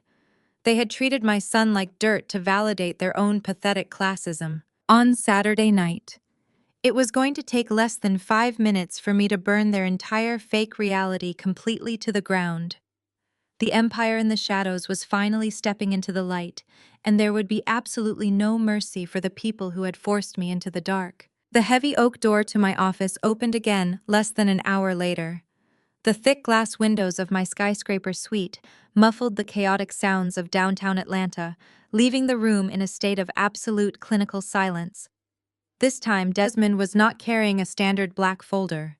He walked across the plush carpet holding a thick, bright red file. In the rigid organizational structure of Obsidian Holdings, a red file meant only one thing. It was a high-priority distress acquisition. It meant a company was actively bleeding out and begging us for a financial tourniquet before they went into total cardiac arrest. Desmond placed the glaring red folder on my desk, exactly where the venue ledger for the Grand Magnolia had been sitting moments before. His face was a mask of professional stoicism, but I had worked with him long enough to recognize the faint trace of satisfaction in his eyes. Desmond knew everything about my past. He knew why I drove a rusted car and lived in a tiny apartment. He knew about the emotional terrorism my parents inflicted on me, and he knew exactly how much I despised my sister Chloe and her husband Brad. I opened the cover of the red file and the very first page displayed the bold embossed logo of Apex Venture Capital. It was Brad's firm, the exact same firm he used as a weapon to bludgeon my family into absolute submission. The same firm that gave him the arrogant audacity to stand on my parents' driveway and throw $1,000 in the dirt at my feet while calling my son fatherless trash. I began to read through the internal audits that our shadow team had quietly compiled over the last 48 hours. The numbers printed on the crisp white paper were absolutely catastrophic. Brad had completely botched 3 massive tech investments in a single row. His flagship portfolio had lost over $40 million in just one quarter due to his reckless arrogance and refusal to listen to his own risk analysts, his primary investors. The very people he constantly bragged about entertaining at country clubs were now actively threatening litigation. Traditional banks had permanently blacklisted him. To cover up his monumental failure and avoid a humiliating public scandal, Brad had engaged in a series of desperate, highly illegal maneuvers. He had secretly leveraged his own personal assets without telling his business partners or his wife. He had taken out a massive hidden second mortgage on the sprawling Buckhead mansion he shared with my sister Chloe. He had emptied their joint savings accounts and liquidated their stock portfolios. He had essentially gambled the roof over his wife's head to hide his staggering incompetence. Chloe, of course, had absolutely no idea about any of this. She was probably at a luxury salon right now getting expensive treatments and bragging to her equally shallow friends about her wealthy white husband. She spent her days shopping for designer clothes and preparing for the grand anniversary party, entirely convinced she had secured a lifetime of elite status by marrying him. She thought she was sitting on a throne of untouchable wealth. She did not know that her perfect husband had secretly signed away the very ground she walked on, leaving them one step away from total homelessness. Desmond stood perfectly still, waiting patiently for me to finish reading the devastating executive summary. Bradley applied for an emergency bridge loan through one of our anonymous shadow subsidiaries. Desmond explained, his voice entirely devoid of pity. He is asking for $10 million to avoid immediate insolvency. He put up his remaining equity in his firm, his home and all his liquid assets as absolute collateral. He believes he is dealing with a faceless overseas hedge fund that specializes in high-risk bailouts. He is completely desperate, Madam Chairman. Desmond reached over and turned to the next page in the file, highlighting a printed email chain. His communications to our underwriters have escalated from professional inquiries to outright begging over the last 24 hours. He stated that if he does not secure funding by this weekend, his firm will publicly default on Monday morning, causing a massive scandal in the Atlanta financial sector. I stared at the desperate signature on the loan application. Brad had signed his name with aggressive, sharp strokes, the ink pressing deep into the paper. He was a man standing on the trapdoor of a gallows, pleading for a total stranger to cut the rope. He thought his white privilege and his expensive tailored suits would magically save him from the consequences of his own spectacular failure. He had walked onto my parents' driveway, acting like an untouchable god, punishing the lowly single mother for simply existing in his presence. He threw cash in the dirt to make himself feel powerful, while secretly drowning in a multi-million-dollar ocean of debt. The sheer pathetic irony of his existence was almost intoxicating to witness. He looked down on me and my son, because we did not fit his racist, classist narrative of what success looked like. He thought my modest life was a symptom of stupidity and laziness. He had no idea that the woman he loved to verbally abuse was currently holding his entire financial future in the palm of her hand. He was begging me for survival, and he did not even know it. I picked up my heavy silver fountain pen from the desk. The cold metal felt perfect against my skin. I flipped to the final page of the contract where our standard terms and conditions were listed in tiny, dense text. I did not just sign the approval. I began to write directly into the margins, adding a highly specific customized amendment. I drafted a strict morality and conduct clause. It was a legal tripwire designed specifically for his toxic arrogance. The clause explicitly stated that the lender held the absolute right to trigger an immediate liquidation of all collateral, including his personal residence and all business assets, if the borrower engaged in any form of public harassment, discriminatory behavior, or verbal abuse toward the lender or any of its affiliates. It was a completely standard requirement in certain high-risk venture capital bailouts designed to protect the lending institution from public relations disasters. But Brad was far too arrogant and far too desperate to ever read the fine print. He would just see the $10 million lifeline and sign his life away without a second thought.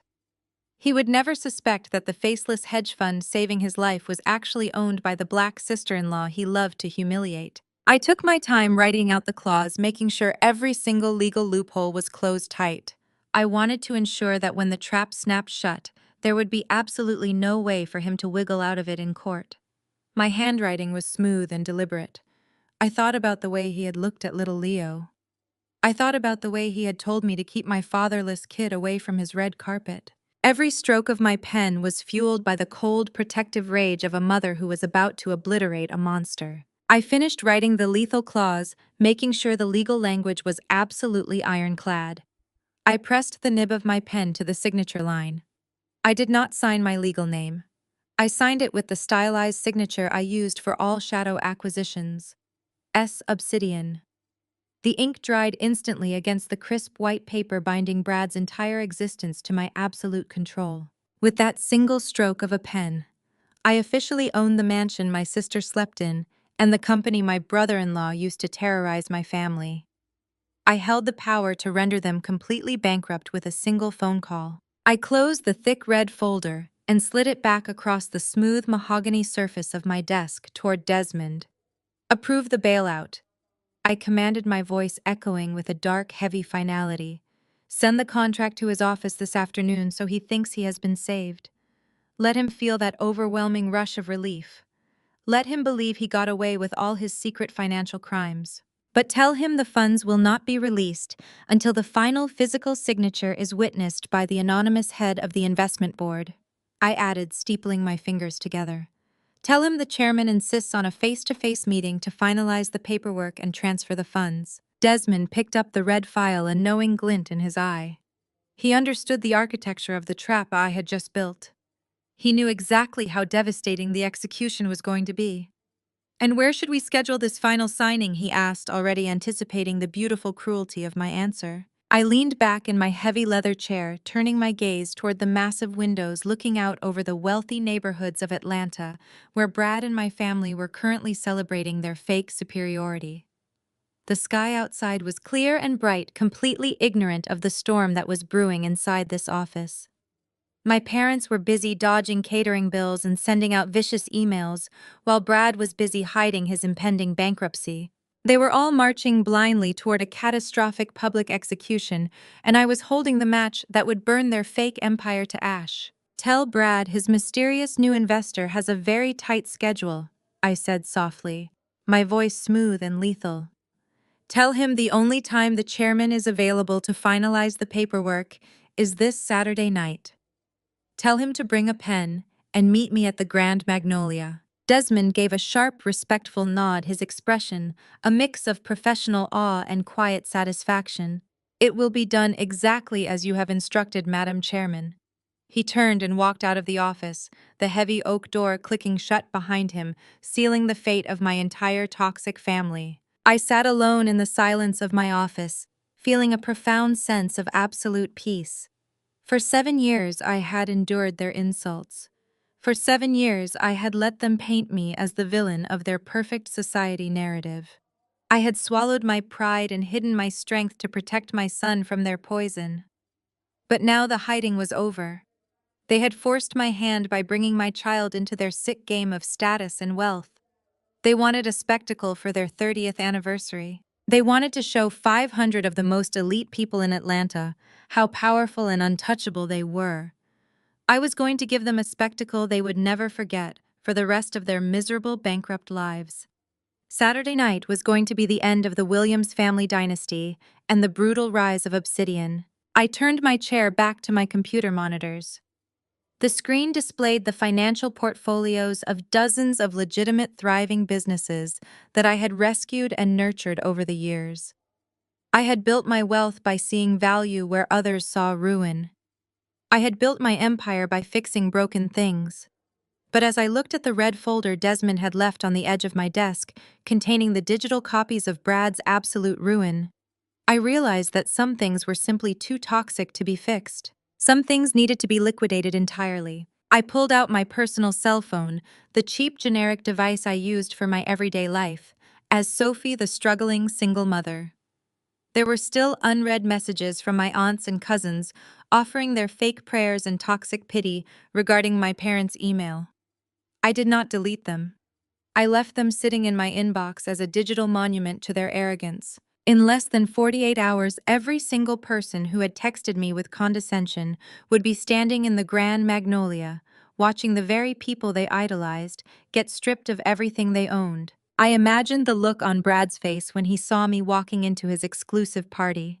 I imagined the exact moment his arrogant brain would try to process why the lowly sister-in-law was holding the contract to his financial survival. He had told me to keep my fatherless kid away from his red carpet. He was about to find out that the red carpet belonged to me, and he was just a trespassing beggar who was about to be evicted from my property. The trap was flawlessly set. The leverage was absolute. All that was left to do was wait for the sun to set on Saturday night. Saturday night arrived with a thick, heavy heat that settled over Atlanta like a suffocating blanket. The sky was a deep, bruised purple completely devoid of stars. Inside my tiny, cramped apartment, the air felt different than it ever had before. The suffocating walls of the modest life I had built as a shield were finally coming down. I stood in the center of my small bedroom, staring at my reflection in the cheap, cracked mirror hanging on the back of the door. The woman looking back at me was a complete stranger to the world of my parents, but she was the absolute truth of who I really was. I had shed the faded thrift store jeans and the oversized gray sweater that I used to blend into the background of my working-class neighborhood. In their place, I wore a custom haute couture gown that had been flown in directly from Paris, just for this exact occasion. It was a breathtaking masterpiece of structural design and dark fluid elegance. The fabric was midnight black layered with thousands of microscopic onyx crystals that caught the dim light of my bedroom and refracted it like liquid glass. The cut was razor-sharp, featuring a dramatic plunging neckline and a silhouette that projected absolute lethal authority. It did not scream desperate for attention like the sequined dresses my mother favored. It whispered of an untouchable, terrifying level of wealth and power. I pulled my hair back into a flawless, sleek chignon, securing it tightly at the nape of my neck. I applied my makeup with clinical precision, highlighting the sharp angles of my cheekbones and painting my lips a deep blood red. I did not look like the discarded single mother they had mocked in their digital invitation. I looked like a queen stepping onto a battlefield to reclaim her stolen territory. I reached into a velvet jewelry box and clasped a heavy diamond and white gold necklace around my throat. The stones felt cold and heavy against my skin, a physical reminder of the empire I had built in the absolute dark. I turned away from the mirror and walked into the living room where my son Leo was waiting. My heart swelled until it physically ached against my ribs. He stood near the faded sofa looking like a tiny, perfect prince. I had a bespoke tailor visit my corporate office earlier in the week to craft a miniature tuxedo exclusively for him. The midnight blue fabric fit his small frame perfectly, paired with a crisp white shirt and a black silk bow tie. His dark curls were neatly styled, and his large brown eyes looked up at me with a mixture of awe and innocent excitement. "You look beautiful, Mommy," he said, his sweet voice echoing in the quiet apartment. You look incredibly handsome, my brave boy, I replied, kneeling down carefully so I would not wrinkle my gown. I adjusted his bow tie, slightly smoothing my hands over his small shoulders. We are going to a very big party tonight, Leo.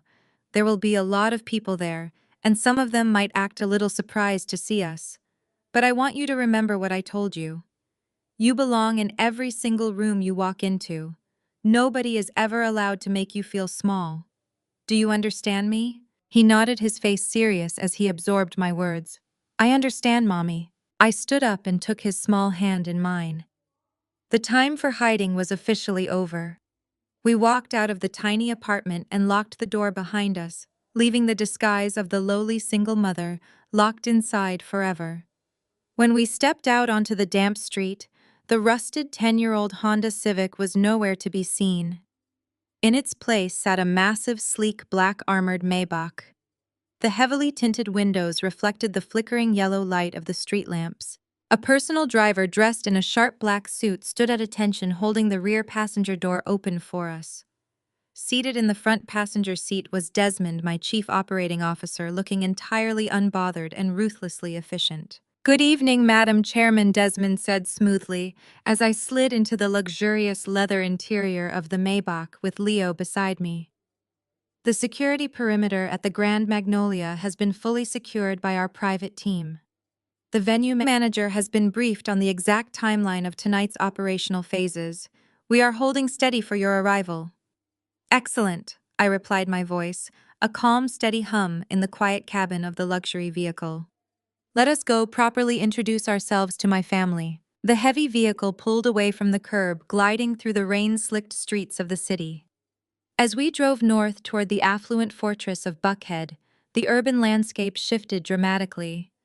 The modest apartment buildings and strip malls gave way to towering trees, pristine sidewalks, and massive gated estates. The Grand Magnolia was located at the very heart of this elite bubble. It was a historic, sprawling southern mansion that had been converted into the most exclusive event venue in the entire state of Georgia. It sat on 10 acres of manicured botanical gardens, featuring massive marble columns, sweeping balconies, and a ballroom that could comfortably seat over 1,000 guests. It was the absolute crown jewel of my real estate portfolio, and tonight it was the execution block for my parents' social standing. The Maybach turned onto the long, winding driveway of the Grand Magnolia. The approach was lined with ancient oak trees draped in Spanish moss, illuminated by soft golden uplighting. The valet area was a chaotic sea of extreme luxury. Maseratis, Bentleys, Rolls-Royces, and Ferraris were backed up in a long, glittering line as the valets scrambled to accommodate the massive influx of wealth. But my driver did not stop at the standard valet podium. He bypassed the line entirely, steering the massive armored vehicle toward the private VIP entrance at the side of the main estate, a secluded area guarded strictly by my own internal security personnel. The car rolled to a smooth stop. Two security guards dressed in tactical black suits stepped forward and opened the doors. I stepped out onto the covered marble walkway, the humid night air instantly clinging to my skin. Leo stepped out beside me, his small hand gripping mine tightly. Desmond materialized beside us, holding a sleek tablet. The ballroom is currently at maximum capacity, Desmond murmured, keeping his eyes locked on the digital security feeds displaying on his screen. Marcus and Dolores are currently holding court near the center stage. Brad is pacing near the northern bar area, constantly checking his phone. He has asked the venue manager 3 times if a representative from his anonymous investment firm has arrived yet. He is sweating through his custom suit. A dark smile touched my lips. Perfect, I whispered. Take me to the main foyer. We walked through the private side corridors of the Grand Magnolia, bypassing the crowded coat checks and the bustling catering kitchens. The heavy walls of the historic building vibrated with the muffled sounds of loud, booming laughter, clinking crystal, and the smooth melodic rhythm of a live 12-piece jazz band. We reached the grand foyer, an enormous circular room with a ceiling that stretched 3 stories high. A massive crystal chandelier hung from the center, casting a blinding, brilliant light over the polished marble floors. Directly ahead of us were the towering double mahogany doors that led straight into the main ballroom. The doors were currently closed, guarded by four of my most imposing security operatives. The glass panels embedded in the doors offered a completely unobstructed view of the spectacle taking place inside. I stood in the shadows of the foyer and looked through the glass, silently observing the absolute pinnacle of Atlanta Black elite society. The room was a breathtaking display of sickeningly excessive wealth. Towering centerpieces of imported white orchids rested on dozens of circular tables. Three separate champagne fountains cascaded with expensive golden liquid. 500 guests moved through the room dressed in their finest tailored suits and glittering designer gowns. I recognized almost every single face in the crowd. There was the mayor shaking hands and smiling for the cameras. There was the mega church pastor who owned 3 private jets speaking animatedly to a group of real estate developers. There were the gossiping aunts and the condescending cousins who had filled my phone with toxic fake sympathy just a few days ago. And right in the dead center of the ballroom, basking in the absolute center of attention, were my parents. Marcus wore a custom-tailored velvet tuxedo, holding a crystal flute of champagne with an air of untouchable arrogance. Dolores stood beside him, shimmering in a skin-tight gold sequin gown that caught the light with every subtle movement. They were laughing brightly, projecting the flawless image of the perfect, powerful, wealthy couple. They were completely in their element, absorbing the admiration and envy of their peers. Like oxygen, they truly believed they had conquered the world. They truly believed that by erasing their lowly daughter from the guest list, they had secured their legacy as the most respected family in Buckhead. A few yards away from them stood my sister Chloe, clinging tightly to the arm of her white husband Brad. Chloe was wearing a ridiculous amount of diamonds, eagerly showing off her ring to a circle of fawning socialites. Brad, however, looked entirely miserable.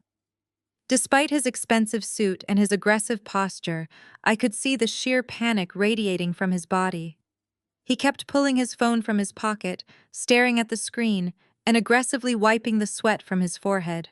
He was surrounded by hundreds of millionaires, but he knew he was completely bankrupt. He was just waiting for the mysterious billionaire savior known as S. Obsidian to walk through the doors and hand him his $10 million lifeline. The irony of the entire scene was a masterpiece. They were all dancing and drinking on the deck of a sinking ship, completely oblivious to the massive gaping hole in the hull. I looked down at my watch. The digital hands aligned perfectly. It was time. I gave a single sharp nod to the head of my security detail standing by the mahogany doors. The operative tapped his earpiece and signaled the other guards. They stepped forward and grasped the heavy brass handles of the double doors. I tightened my grip on Leo's small hand. "Walk tall, my beautiful boy," I whispered, keeping my eyes locked on the glittering ballroom. The security guards pulled the heavy mahogany doors open simultaneously, with a loud, dramatic swoosh that cut through the ambient noise of the party. The bright, blinding light of the ballroom spilled out into the foyer, washing over my black crystal gown and Leo's dark tuxedo. I stepped through the threshold and walked directly into the massive ballroom. The disruption was instantaneous and absolute. It started with the guests standing nearest to the entrance. Their conversations abruptly died in their throats as they turned to look at the new arrivals. The sudden silence spread through the room like a highly contagious virus, rippling outward from the doorway. People stopped mid-sentence. Glasses were slowly lowered from lips. Heads turned one by one, drawn by the magnetic, terrifying energy radiating from the doorway. Even the 12-piece jazz band positioned on the elevated stage faltered. The trumpet player missed a note, noticing the massive shift in the room's atmosphere. The pianist slowed his tempo, and within seconds the music completely died away, leaving a thick, heavy, deafening silence in the sprawling room. 500 of the most elite, powerful people in Atlanta were completely frozen, staring directly at the woman who had just crashed the most exclusive party of the decade. I did not shrink under their collective gaze. I did not look down at the floor or rush to the shadows. I kept my spine perfectly straight, my chin tilted upward at an angle of supreme, unbothered authority. I walked slowly and deliberately down the center aisle of the ballroom, my designer heels making a sharp, rhythmic clicking sound against the polished wood floor. The onyx crystals woven into my gown caught the light from the massive chandeliers, casting fractured, glittering reflections across the faces of the stunned guests. Leo walked perfectly in step beside me, looking incredibly brave and sharp in his tailored suit. We did not look like a struggling single mother who had snuck into a party to beg for scraps. We did not look like the pathetic fatherless trash they had mocked in their digital invitation. We looked like absolute reigning royalty stepping onto a conquered battlefield to claim our throne. The sheer, undeniable power of our presence completely short-circuited the brains of everyone watching. The crowd naturally parted ways as I walked, forming a wide, clear path toward the center of the room. Whispers finally began to break through the silence, frantic, confused hissing echoing from every corner.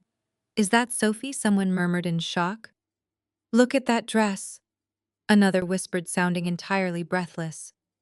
"What is she doing here?" I thought. Marcus disowned her. My eyes remained locked forward, slicing straight through the crowd until they landed directly on my parents.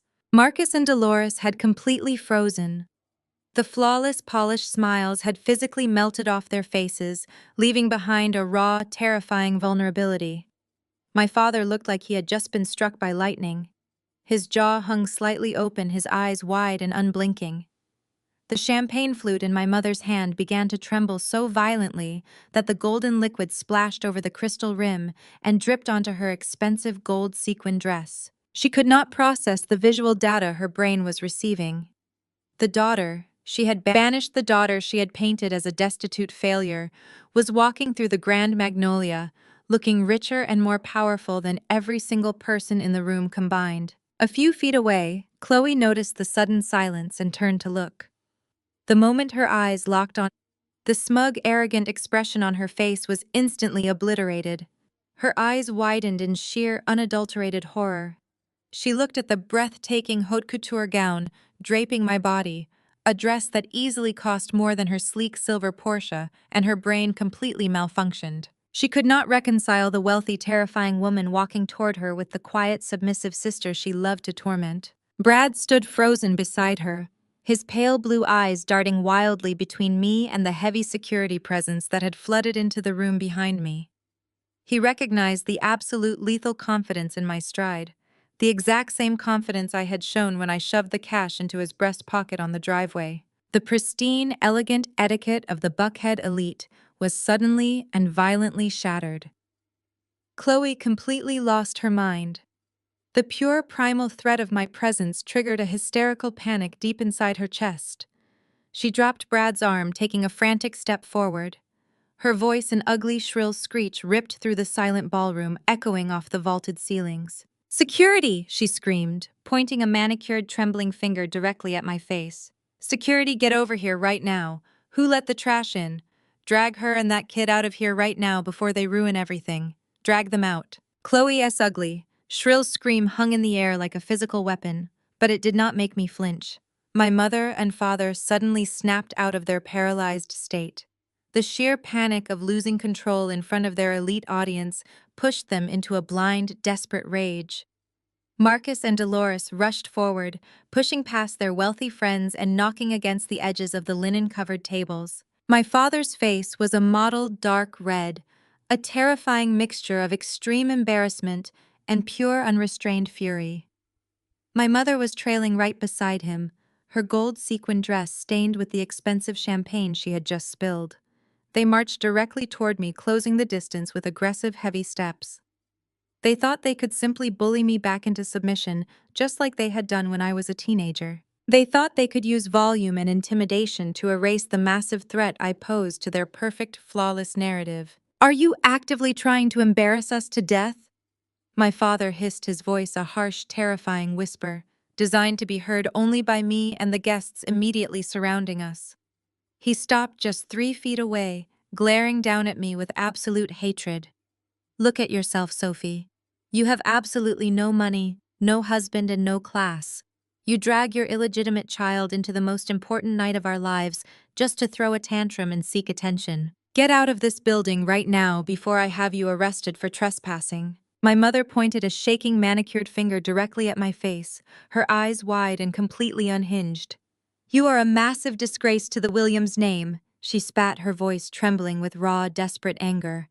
We told you that you were no longer our daughter. We told you to stay away from us. You are nothing but a lowly single mother trying to ruin a night you could never possibly afford in 1,000 lifetimes. I did not blink. I did not step back.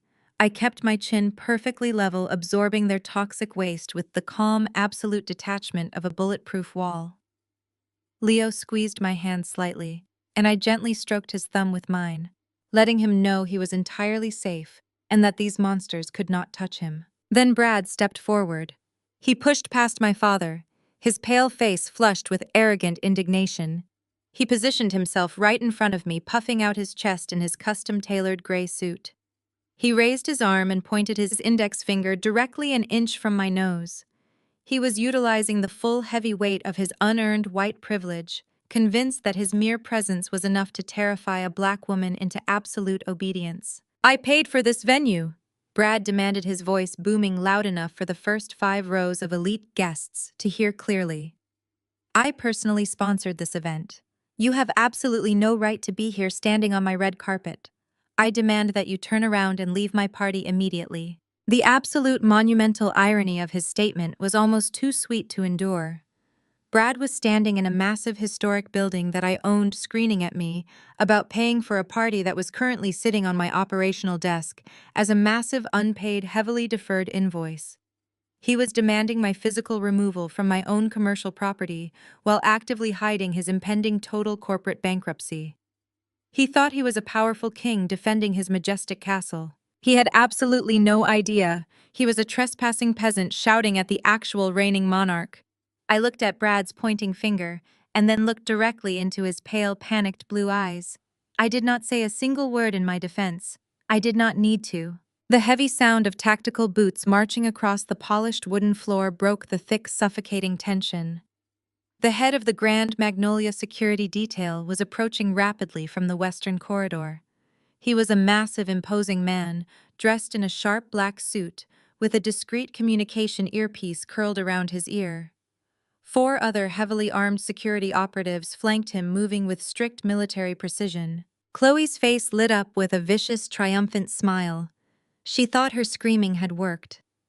My mother crossed her arms over her sequined dress, looking deeply relieved that the unwanted trash was finally going to be physically removed from her perfect magazine cover event. My father smirked, stepping back to give the heavy security guards enough room to grab me by the arms. Brad stood tall, acting as if he had just successfully commanded a private army. They all waited eagerly for the deeply humiliating moment when the single mother and her son would be forcefully dragged out the massive mahogany doors in front of all their friends. The head of security marched straight toward our small group. The elite crowd held their collective breath, watching the dramatic scene unfold with greedy, fascinated eyes. The massive guard closed the distance, stopping exactly 2 feet away from where I stood. But he did not reach for my arm. He did not address my father or look at Brad for operational instructions. He did not even acknowledge the wealthy Williams family standing there waiting for their grand, glorious rescue. Instead, the imposing security chief planted his feet firmly together, locked his eyes respectfully onto mine, and executed a deep, incredibly reverent 90-degree bow. The movement was so deliberate, so profoundly obedient, that it completely shattered the fundamental laws of physics in the room. The security chief rose from his bow and spoke in a clear, booming voice that carried effortlessly across the completely silent ballroom. "Madam Chairman," he said, his tone laced with absolute, unquestionable loyalty, "how would you like us to handle these disruptive guests?" The words left his mouth and hung in the humid air like a detonated explosive. Madam Chairman. The title echoed off the vaulted ceilings and bounced against the towering imported floral arrangements. It was not a mistake. It was not a strange joke. The man responsible for protecting the most exclusive and expensive real estate in the entire state of Georgia was bowing to the discarded daughter and asking for her direct permission to remove her own parents from the premises. The silence that followed was absolute and terrifying. The 12-piece jazz band, which had already stopped playing, seemed to collectively stop breathing. 500 of the most wealthy, powerful, and influential guests in the city gasped in complete unison. It was a massive, unified intake of air that sucked the remaining oxygen right out of the sprawling room. The elite socialites, the corrupt politicians, the wealthy megachurch pastors, they all stared with wide, disbelieving eyes. The nasty gossip and the horrible assumptions they had harbored about my pathetic existence were instantly vaporized into dust. Marcus, Dolores, Chloe, and Brad completely froze. Their bodies went entirely rigid as if they had been suddenly dipped in liquid nitrogen. They stood there trapped in a state of absolute cognitive paralysis. Their brains completely failed to process the auditory data they had just received. My father stared at the security guard, his mouth hanging open in a silent, grotesque shape of pure horror. My mother looked like all the blood had been violently drained from her body, her manicured hands trembling uncontrollably by her sides. Chloe let out a small, pathetic squeak, a sound of a dying animal realizing it was caught in a steel trap. It could never escape. Brad's arrogant pointing finger slowly lowered to his side, his pale eyes wide with a sudden, crushing, terrifying realization. They looked at the heavily armed security guard, and then they looked at my breathtaking haute couture gown. They looked at my perfectly calm, unbothered expression, and the quiet, devastating power radiating from my posture. The entire fake reality they had built over 30 years of lies, arrogance, and toxic superiority was crashing down around them in real time. They were entirely trapped on my grand stage, surrounded by my security guards standing in the absolute center of my building. The power shift was flawlessly complete, and there was absolutely nowhere left for them to run. The general manager did not hesitate. The moment my father whispered his pathetic confession of total financial ruin, he tapped the microphone and looked out across the sprawling ballroom, his voice projecting with the same clinical efficiency as before. "Ladies and gentlemen," the general manager announced, cutting through the loud, overlapping whispers of the shocked elite crowd. "As the hosts are entirely unable to fulfill their financial obligations for this venue, the catering services are officially terminated. Staff, please clear the room." The heavy swinging doors of the kitchen burst open entirely. The catering staff marched forward in perfect unison, moving with the cold precision of a military unit. They descended upon the massive circular tables covered in crisp white linen and towering white orchids. They did not apologize to the guests. They reached out and literally lifted the expensive plates of prime rib and lobster right out from under the noses of the stunned politicians and wealthy socialites. The elite guests sat frozen in their elegant chairs, watching in absolute horror as their half-eaten luxury meals were efficiently snatched away and carried back toward the kitchens. My mother let out a loud, gut-wrenching wail. She reached out blindly, grasping at the empty air as if she could somehow physically stop the staff from dismantling her perfect illusion. "Marcus, do something," she screamed, her voice cracking as it echoed off the vaulted ceilings. "Marcus, you cannot let them do this. Call the bank. Call somebody. This is our anniversary. We are going to be on the cover of the magazine." My father did not move a single muscle. He stood rooted to the polished hardwood floor, his head bowed, completely defeated. The arrogant patriarch who had built his entire identity on the brutal subjugation of others was entirely empty. The guests at the front tables, the very people my parents had spent 30 years desperately trying to impress, began to stand up from their seats. They were looking at Marcus and Dolores with expressions of pure, unfiltered disgust. In the toxic, superficial world of Buckhead, Atlanta, poverty was the ultimate disease, and my parents were suddenly highly contagious. A wealthy real estate developer, whose table was closest to the center, stood up and tossed his expensive linen napkin onto the bare table. "Well, Marcus," he said, his voice dripping with heavy condescension, "if you were completely broke, you should have just hosted a barbecue in your backyard instead of dragging us out here to starve." He turned to his wife, who was already gathering her designer clutch. "Let us go find a restaurant that can actually afford to keep its lights on." The exodus began immediately. The 500 guests did not want to be associated with the catastrophic public failure of the Williams family. They stood up in droves, adjusting their tailored suits and glittering gowns, murmuring harsh insults as they navigated toward the exit. The very people who had sent me vile text messages praising my mother and mocking my existence were now aggressively abandoning ship, leaving my parents completely isolated in the center of the massive emptying room. I stood perfectly still, near the grand mahogany doors, holding Leo's hand, observing the absolute destruction of their social empire.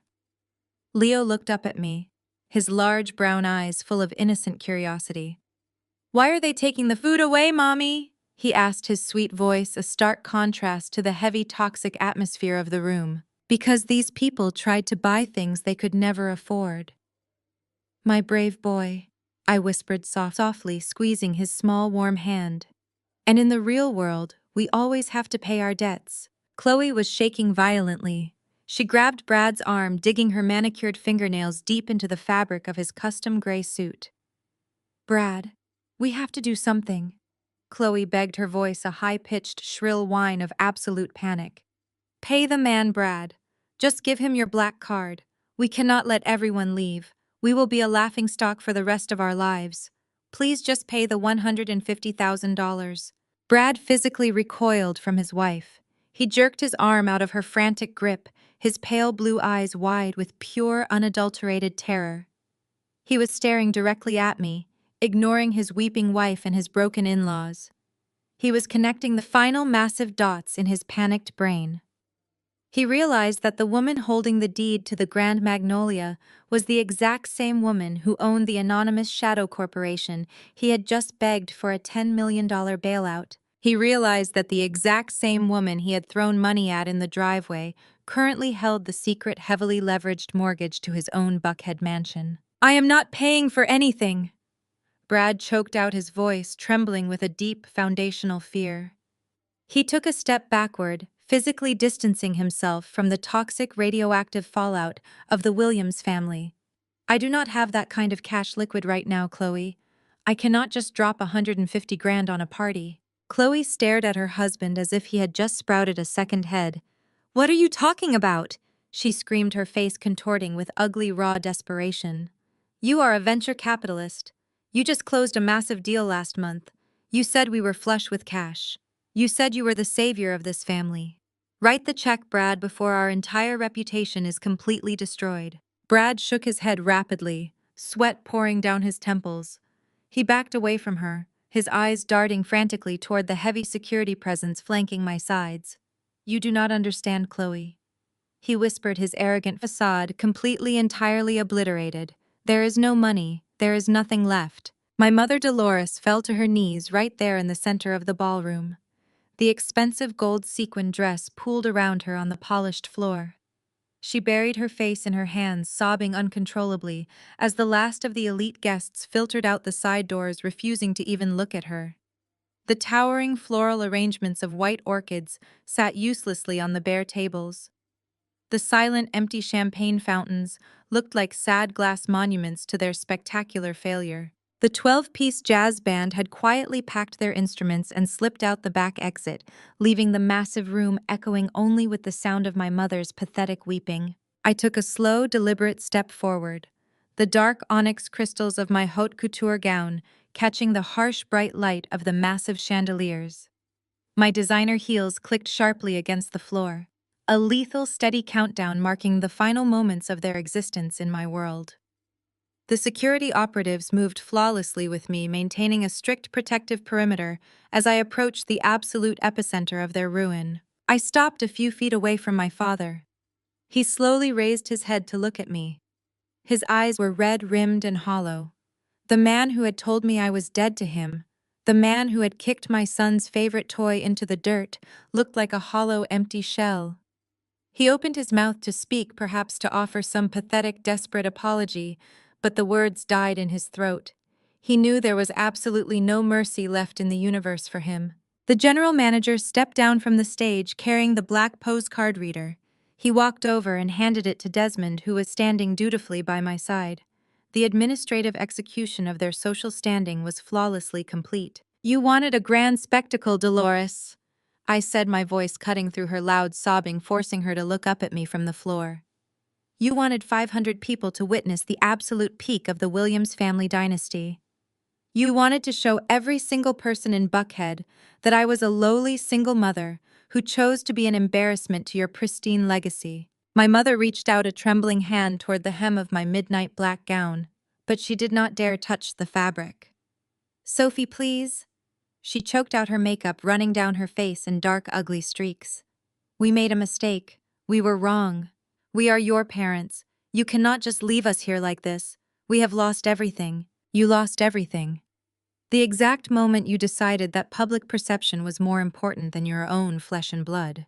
I replied, my tone perfectly flat and completely devoid of any emotional warmth. You chose to worship a fake illusion of wealth, and now you get to live in the absolute ruins of it. You wanted everyone to know that you no longer saw me as your daughter.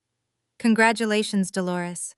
The feeling is entirely permanently mutual. I looked past my weeping parents and locked eyes directly with Brad. He was standing near the edge of the abandoned tables, shaking like a leaf in a hurricane. He was waiting for the final lethal blow to fall. He knew it was coming, and there was absolutely nowhere for him to run. Desmond, I said softly, not breaking eye contact with my terrified brother-in-law. Do we have any pending operational business with Apex Venture Capital? Desmond stepped forward, pulling a thick red folder from his leather briefcase. He opened it and pulled out the crisp white bailout contract, the exact same contract Brad had desperately signed just hours before. Yes, Madam Chairman, Desmond announced, his voice projecting clearly across the empty ballroom. We have a pending $10 million emergency bridge loan requested by Bradley to avoid total corporate insolvency on Monday morning. Chloe gasped, whirling around to stare at her husband. A bailout, she shrieked, her voice cracking. $10 million. Brad, what is he talking about? Why are you begging her for money? Brad did not answer his wife. He stared at the red folder in Desmond's hands, looking exactly like a man watching his own executioner sharpen the blade. Desmond continued reading from the heavily encrypted document. The borrower utilized his primary personal residence and all remaining business equity as absolute collateral for this shadow loan. However, per the customized morality and conduct clause drafted personally by the chairman, any public harassment or verbal abuse toward the lender results in an immediate revocation of the funds and instant liquidation of all pledged assets. Chloe physically stumbled backward, hitting the edge of a bare table. Our house, she whispered, her eyes wide with sheer, unadulterated panic. You mortgaged our house to her. You gave her the deed to our home. I smiled, a cold, dark, beautiful smile that felt completely earned after a lifetime of their toxic abuse. Brad threw $1,000 in the dirt at my feet, I said, my voice echoing smoothly through the sprawling room. He told me to keep my fatherless child away from his red carpet. He told me that my family was tired of carrying my dead weight. It seems only fitting that I relieve him of the massive, heavy burden of his fake luxury lifestyle. I turned my gaze back to Desmond, giving the final absolute command. Bailout denied, I stated, finalizing the total destruction of their entire reality. Initiate immediate foreclosure proceedings on his Buckhead mansion first thing Monday morning. Liquidate his firm entirely. Let him explain to his furious shareholders why he gambled away their money and lost it all because he could not control his racist, classist arrogance. Desmond nodded sharply, snapping the red folder closed. It will be done exactly as you command, Madam Chairman. Brad let out a loud, pathetic sound, falling to his knees right beside my weeping mother.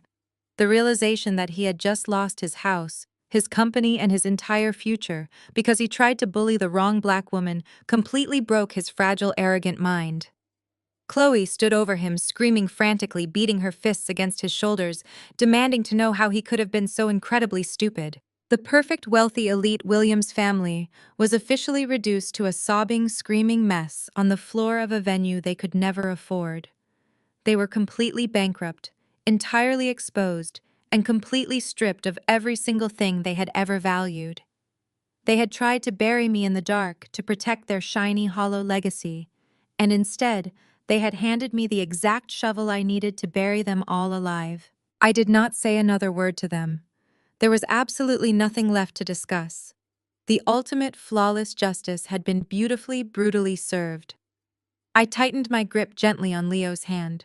He was watching the chaotic adults on the floor with quiet, wide eyes completely insulated from their toxic poison. "Let us go have dinner, my brave boy," I whispered softly, turning my back on the ruins of my biological family. "We have a very special private celebration to attend, and the food is going to be incredibly good." I walked slowly back down the center aisle of the Grand Magnolia, my designer heels clicking a final victorious rhythm against the polished floor. The heavy security detail parted flawlessly, allowing me and my son to pass through the massive mahogany doors. We stepped out of the blinding light of the ballroom and back into the quiet, elegant foyer, leaving the screaming and the crying entirely behind us. We walked out the private VIP entrance, stepping back into the humid Atlanta night, where the massive armored Maybach was waiting to take us home to the beautiful, quiet, peaceful life I had built entirely on my own terms. Brad was hyperventilating now, his chest heaving violently under his expensive tailored suit, as if all the oxygen had been suddenly sucked out of the room. The harsh reality of the situation was crashing down on him, crushing the very last remaining fragments of his arrogant delusion. "Obsidian." He choked out his voice, barely a raw, pathetic whisper echoing in the vast, empty ballroom. You are Obsidian." Desmond stepped forward from the shadows of my security detail, his face an impassive mask of legal execution. He held the thick red folder that contained the absolute financial ruin of Brad's entire existence. Desmond did not hand the file to him. He simply tossed the bailout paperwork onto the nearest abandoned catering table. It landed with a heavy, definitive thud, scattering a few leftover white orchid petals across the pristine white linen. "Brad, meet your new boss," Desmond said, his voice carrying the cold, precise weight of a judge delivering a final sentence. "The one who holds the secret, heavily leveraged mortgage to your house. And since you just publicly harassed the chairman of the very institution you begged for a lifeline, you have officially violated the strict morality clause in your emergency contract." Chloe let out a sound that was half gasp, half terrified scream. Her eyes darted frantically from the red folder on the table to her husband's sweating, panicked face. She finally understood the sheer magnitude of his secret failures. He had not just insulted the sister she loved to hate. He had actively, aggressively insulted the one person on earth who literally owned the roof over her head. The wealth she had flaunted for years, the superiority she had clung to, it was all built on a mountain of hidden debt that I now controlled. I looked down at Brad, watching the absolute destruction of his unearned confidence. I smiled warmly, a genuine expression of profound relief and flawless justice. "Bailout denied," I said, my voice perfectly smooth and unwavering. "Foreclosure proceedings on your Buckhead mansion begin first thing Monday morning." The words struck Chloe like a physical blow. She collapsed to her knees right there on the polished hardwood floor, her designer gown bunching up awkwardly around her legs. She reached out and grabbed Brad's arm, shaking him, sobbing uncontrollably as she realized she was about to lose her luxury mansion, her country club status, and her entire fake elite reality, all because of her arrogant white husband. She had spent her entire life looking down on me, and now she was weeping on the floor of my building, completely destitute and entirely powerless. The absolute finality of the moment sent my parents into a fresh wave of blind, frantic desperation. They saw their golden child collapsing in front of them. They saw their wealthy son-in-law completely destroyed. And they realized that their discarded scapegoat was the absolute only source of power left in the room. Marcus and Dolores scrambled forward across the floor. They reached out with trembling hands, desperately trying to grab onto my arms to pull me back into their toxic orbit. "Sophie, please!" My mother wailed, tears ruining her expensive makeup and dripping onto her gold-sequined dress. "You cannot do this to us. You cannot destroy your own sister. We are blood. We are family. We can fix this. We can be a real family again." My father nodded frantically, his legendary pride entirely evaporated. "Whatever you want, Sophie," he begged, his voice cracking as he looked up at me with pathetic, pleading eyes. "We will do whatever you want. Just please do not leave us like this with nothing. We are your parents." I did not pull away violently. I simply stepped back calmly, putting enough physical distance between us so their grasping hands caught nothing but empty air. I reached into my sleek designer clutch and pulled out my personal cell phone. The screen illuminated my face in the dimming light of the ballroom. I opened my email and found the glittering gold-foiled digital invitation they had proudly sent to 500 people just a few short days ago. I looked down at the two people who had given me life, but had never given me a single ounce of unconditional love. I held the phone up and began to read their own vicious words directly back to them. All our children brought this family respect, except Sophie. I read aloud, my voice echoing with crystal clear precision across the silent room. She chose to be a lowly single mom. We no longer see her as our daughter. I lowered the phone and looked into their horrified, weeping eyes. "You wrote the script, Dolores," I said softly but firmly. "I am simply playing the exact part you assigned to me. I am just a lowly single mom. And you were absolutely right about one thing: you no longer have a daughter." They stared at me, their mouths open in silent, devastating realization. There were no more arguments to be made. There were no more emotional manipulations that could possibly work. The bridge was not just burned, it had been completely vaporized into ash. I turned my back on their weeping forms. I did not look back at Chloe sobbing on the floor or Brad staring blankly into the void of his ruined future. I reached out and took Leo's small, warm hand in mine. He looked up at me with absolute trust, and I smiled down at him, squeezing his little fingers gently. "Let us go home, sweetie," I murmured. We walked together down the long aisle of the sprawling ballroom, leaving the shattered ruins of the Williams family dynasty behind us forever. We crossed the grand foyer and walked out through the heavy mahogany doors, stepping out into the warm, humid Atlanta night. The air tasted different now. It tasted clean. It tasted like absolute freedom. The armored Maybach was waiting for us at the curb, its engine purring quietly in the dark. The driver opened the door and I helped Leo inside before sliding into the plush leather seat beside him. As the massive vehicle pulled away from the Grand Magnolia, I looked out the tinted window at the city skyline passing by.